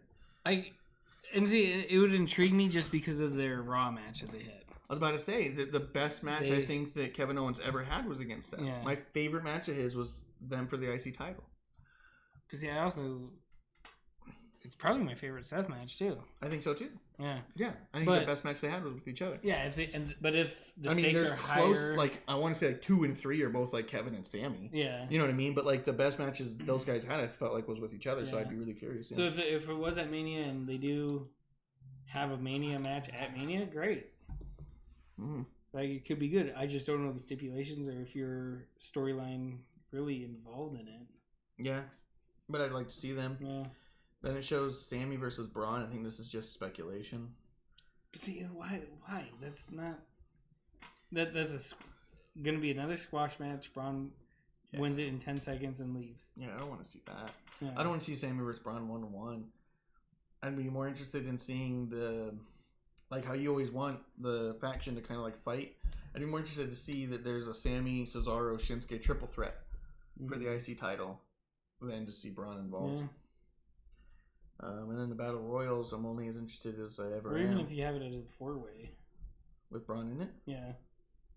Just to have Braun in Mania and he has a legitimate reason not to win it. Yeah, but I also really don't want to see Sammy's faction broken up. It's such a strong faction. But you just said you want to see him in a triple threat. No, I said that you would want to see them in triple threat. And to see them in a triple threat on paper would be a great match. But in storyline, I wouldn't want to see Sami Zayn and them break up. Yeah. I want to see them keep going. do more stuff with There's that. a lot of potential there, but the problem is I don't think the potential is going to be. Stackhouse, woo woo! Hey! Stackhouse says he wants to see that 3-way. Long time. Stackhouse. We finally got a .com. Oh yeah, we got our .com, wrestlingontherocks.com. Check it out. Stackhouse got his own pro wrestling tees, prowrestlingtees.com/Sam Stackhouse. I bet you there's an underscore or some shit somewhere in there. I should link to it from my. That was a terrible site. plug. Yeah, we weren't ready for that. Yeah, I wasn't ready for it. We should put a link on our .com. I will. Okay. So let me see if I can. Sam Stackhouse Pro Wrestling Tees.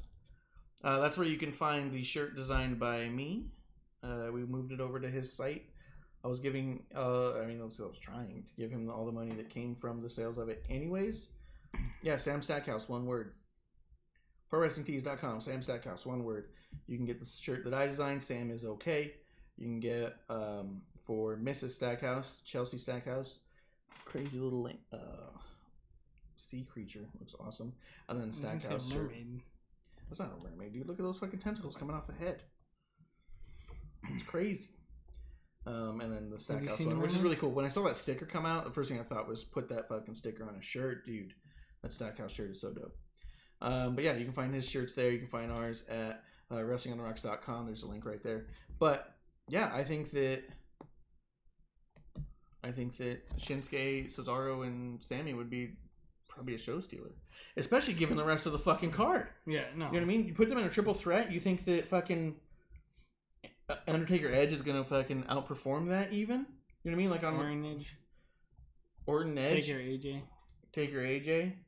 That's what I mean. Like, are those? I will gonna say outperform that Taker's looked better than he has recently. Yeah, and it's gonna be a great match. But is it it gonna gonna be outdo like than the athleticism you would see with the Shinsuke, Cesaro, and Sammy? Goldberg and Roman isn't gonna do it. Drew and Brock isn't gonna do it. Goldberg, Roman. Oof. Dude, it's gonna be the most boring fucking match. Yeah. It's gonna close the show, you know. No, I think it's. You Well, it think just it's depends. You think it's second main, and you think main goes Brock Drew? I was gonna say if Drew wins, I think that closes out. If Brock wins, it closes. I'm telling you right now, Brock's not gonna close the show if he's losing. That's true. And I don't think Brock goes back to Mania to lose twice. I don't think he does it. Yeah. I don't think that does the Brock Lesnar character any good. I think he goes in there, fucking elbows Drew like Orton, and like he did Roman, and then pees on him, pulls one nut out, a la Daniel Bryan, and puts one of his nuts up in the nostril of Drew and pins him that way. Okay. Dude, it'll go down in history. That'd be history making. Michael Cole will be like, for the first time ever. Yeah, I hate the first time ever. Hopefully him and AJ can get that choke slam right. Yeah, I thought he was about to break AJ's neck with that last one. You put him up real high, and then AJ's like, I can do a flip on it. And then Jim's like, please don't. Yeah, no, please just here, fall normal. Here. Please fall normal. But. Yeah, but AJ wants to make all the old guys look real good. Like, because he fucking almost broke his shoulder trying to take Edge's spear. Mm-hmm. In the Rumble. Like, he was immediately, you see him hit, and then he goes like, oh god, and then you see him like walk over to someone's like, toss me out, man. And fucking like just falls back. And he's like, oh god, and he like leaves. AJ's trying to like super sell for the fucking legends, which is so cool. But you're also like, dude, don't break your goddamn neck. Yeah. But yeah, I think that would be the best way to close out Mania, with one nut in Drew McIntyre's nostril, bloody face, Brock Lesnar doing the Big E for the 1, 2, 3. Okay. Don't break the chair. Remix. Remix. Hey, from the sky. Not that remix. Oh. But I think that's how I feel about Mania so far. After Elimination Chamber, which is the last one before WrestleMania, that's what I think of. It's interesting to me that the site I pulled up is all like, here's everything that we know is going to happen and the matches we think are going to happen. And there's no fucking Bayley or women's tag title or any tag title. I don't think the women's tag title is going to be on there. I don't know if they've announced. They're going to do it, dude. They just had the whole thing with Kabuki Warriors for a fucking reason. They're getting back on track with the women's tag title. It's going to close out the show. Here's hoping. Turns around. It's not closing out the show, but It'll definitely be on the kickoff or something, or open the show. And what about Paige announcing she wants to go after those tag titles because the Kabuki Warriors Get her dirty. Spit in her mouth. and then she teams up with Ooh, Natalia. No, she teams up with Bailey. That's why she's going out there. Look, bitch, Oh. you and me. No. No. Come on. Oh. No one. Don't blow that this way. I don't want it. I don't want it either. Oh, there's a fire inside sometimes. This is a monsoon brewing. Gross. Oh. That was like a chili belch and no chili. There's no chili here. Oh. God, I need a drink. how's your left arm doing? Is it still numb? Still got that tweak to it. So why would you? Okay, so she joined up with Bailey. I'm speculating that's not what's going to happen. No, yeah. There's just no way it's going to happen. But I think Bailey and Paige would be a cool tag team. But I also think that you got Bailey and Sasha. Why would you ever do that? Yeah. But if they do tag team, who do you think should be going for it? I think they bring back the Iconics for it. I can see it. I don't want to see it. I think if you give Bailey The a Bellas. pass with the title, ooh, the Bellas, as pregnant, Yeah, it's pretty good. the first ever pregnant champions. Yeah. No, second. Yeah. Second. 'Cause Marie's Yeah, not- Canela, Whatever. Canola, Myra Canola. Yeah, because the Pregnant Yeah, Myra Canola. Yeah, I think you bring back Carmella and Naomi, and I think you put in Fire Desire and the Iconics, and I think you have triple threat. Yeah. Unless you can give Unless you branch. Natty a fucking title. I was gonna say, unless you do Carmella and Natty, that'd be kind of like Brett and Well, Angela. that's kind of got this. Carmella? yeah, You think she's the Brett? of the two, What? she's got that technical choke thing, whatever the leg thing is. I think it's the Code of Silence. Code of Silence. Cone of silence. Yeah. Well, Stackhouse, was there anything else that we didn't cover that you wanted to hit up? I think we're wrapping up here. Could you hand me that book? The very bottom one, the Lucky Seven. Where? Oh, it's over there, under the other books. Oh my god. This one? Oh, yeah. Yep. Lucky One by seven. the title that I said, yes. Just going to put in a plug real quick. On our site, wrestlingontherocks.com, there is a section with for Original Sin. This is our resident editorial writer. She's going to be putting up articles and photos from stuff that she wants. She was an author on Fansided, I do believe. And she wrote for, I think, one other one. I don't know. I don't know, but I know she did write for Fansided for a bit there, and now we got her on our site, so she's gonna be putting stuff up. If we want these plugs and sponsorships, we need to do them right. What? No one's telling me what to write, man. No one's writing it down. I just put up the book. That's what. Look, boom. I didn't know. You can get this book on Amazon. She's got other ones. There's more than this one Oh my on Amazon. If you go to our site, it'll link to her site. That'll link to Amazon. It's easy to find. WrestlingOnTheRocks.com. What the fuck, dude? It's like a magnet on the bottom of that shit. This part's still sticky? It's still sticky. Stackhouse says he got here late today. Yeah, but if there's anything you want us to double back on, just let us know. Did you want to show Stackhouse our new emoji? We got a new emoji that I'm really excited about. Stackhouse, you should check it out. I don't know if you've seen it yet or not. Boom! Amazon subscribe for our own guys too. Amazon subscribe, please. Yeah, go ahead and smash that Amazon Prime subscribe. Put the I in subscribe. Put the no notifications, or you can come back and watch again. It's really up to you. But check us out at WrestlingOnTheRocks.com. You can find our shop. You can find our social medias. You can find drawings of us. Commissioned fan art, I call it. It's not quite. Hell yeah. Dude. Huge fan. Number Commissioned fan outside art. of Stackhouse. Yeah. He's made the most money as being a fan because I had to pay him personally. You're not supposed to disclose that part. But yeah, I think that's where we're at right now, and I guess the next 4 weeks we figure out where the fuck does WrestleMania go from here. Because right now, a whole lot of. I'll read about it later. Not a whole lot of. Got to make sure we watch it. We're almost to our 1 year trip. Yeah, WrestleMania's gonna mark our 1 year. Mm-hmm. I mean, if we're going by event, you know what I mean. But by day, I don't know. I think it's actually a week after. I think it was on a week later last year. I think it was like the 8th or some shit, wasn't it? This year it's like the 5th. I don't know. It's only 3 days. I don't know the difference in days, man. Okay. Weeks are different. Every couple days is a week. Easily. But that's also our fault, Stackhouse. We went on earlier today, plus it's daylight savings time, so we're probably early as fuck. But as you know, you can always hit us up on social medias at Ref Marsh over Cha, at Kevlar on the Rocks with an X over Cha. You got WOTR the show over Cha. And I think that's that. What's going on backstage tonight? Someone's coming on. I'm trying to remember. You know, somebody. Is it Edge? Blanking out. Backstage. What the fuck's going on tonight over there, WWE Fox? I was gonna send AJ. in a question. AJ Styles is going to be tonight. That's right. I was gonna send in a question, but then I was like, "There's no point because we know they only answer like 5 people's questions. There's one person. Yeah, there's one person they answer every week, and like 2 or 3 people that seem to rotate through. It's like Melter? 3 or 4. No, it's a super fan. Yeah. So they never get to us, and so we're done with them. Yep. We're tired of them. We're not even gonna bother. Why bother? Give up. That's what we always say.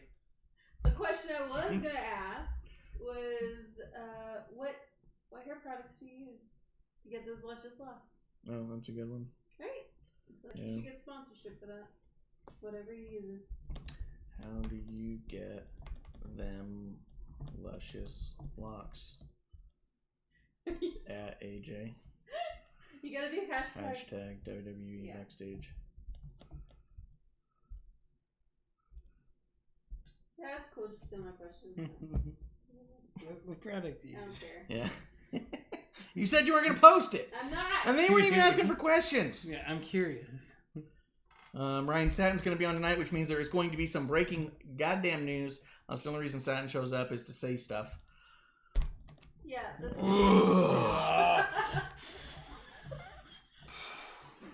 Wow. That was a lot of collapsing right away. Woo. Woo. The gust of wind. Wow. Everything shifted all at once, man. It was crazy. Don't shift it that way. Don't shift this way. I think that's it for us this week, unless you got anything else you want to talk I'm about. sick of your shifts. Yeah. Anything else you want to talk about? No. Shit. Yeah. With daylight savings time, we're going to sort this shit out. We're going to lock down a specific time, I think. But today, this was the best time for us. So that's why we went on early today. And we will be back another day next week. Hopefully next Tuesday. Yeah, I think there's a couple in April. I'll be gone and then sort that shit out. But apart from that, we should be here every Tuesday. Same time. We're just going to lock down that time. So last call, I think. Let's go. Check out our website, WWE. No, it's not WWE. That's not how the internet Wow. works. Is that how the internet works? Wow, you're drunk. WWE.WWE on the rocks. Go home, you're drunk. .WWE. That's how the internet works. Stop. Let me just put it up. Don't Put it up. stop. Put it up. WWE up. Stop. Put up the WWs. Put all the W's It's up. right there. Boom! Right there. It's not what Hit you that. said. Did I spell? Nope. All right. Wrestling on the Rocks. WrestlingOnTheRocks.com. Pretty easy. Little .com. We're gonna change the O in .com to a Daniel Bryan nut. No, we're not. Why not? No. Come on. Oh. God damn. It's all coming up. No. Goodness. Woo! No! WrestlingOnTheRocks.com. At least it's this end. WrestlingOnTheRocks.com. Check us out. Give us a follow and a like and a bookmark. Give us the old bookmark on it. Some antacids. Give us Send us something. Tums. On the very bottom, there is a P.O. box. You can send all the Tums and booze you want. Boom. Beano. Last call. Whoa. We're not gonna take out the biggest highlight we have. Crush the Beano. Alright. We don't need a Beano sponsorship. Shut it down. Squashing that one. Alright.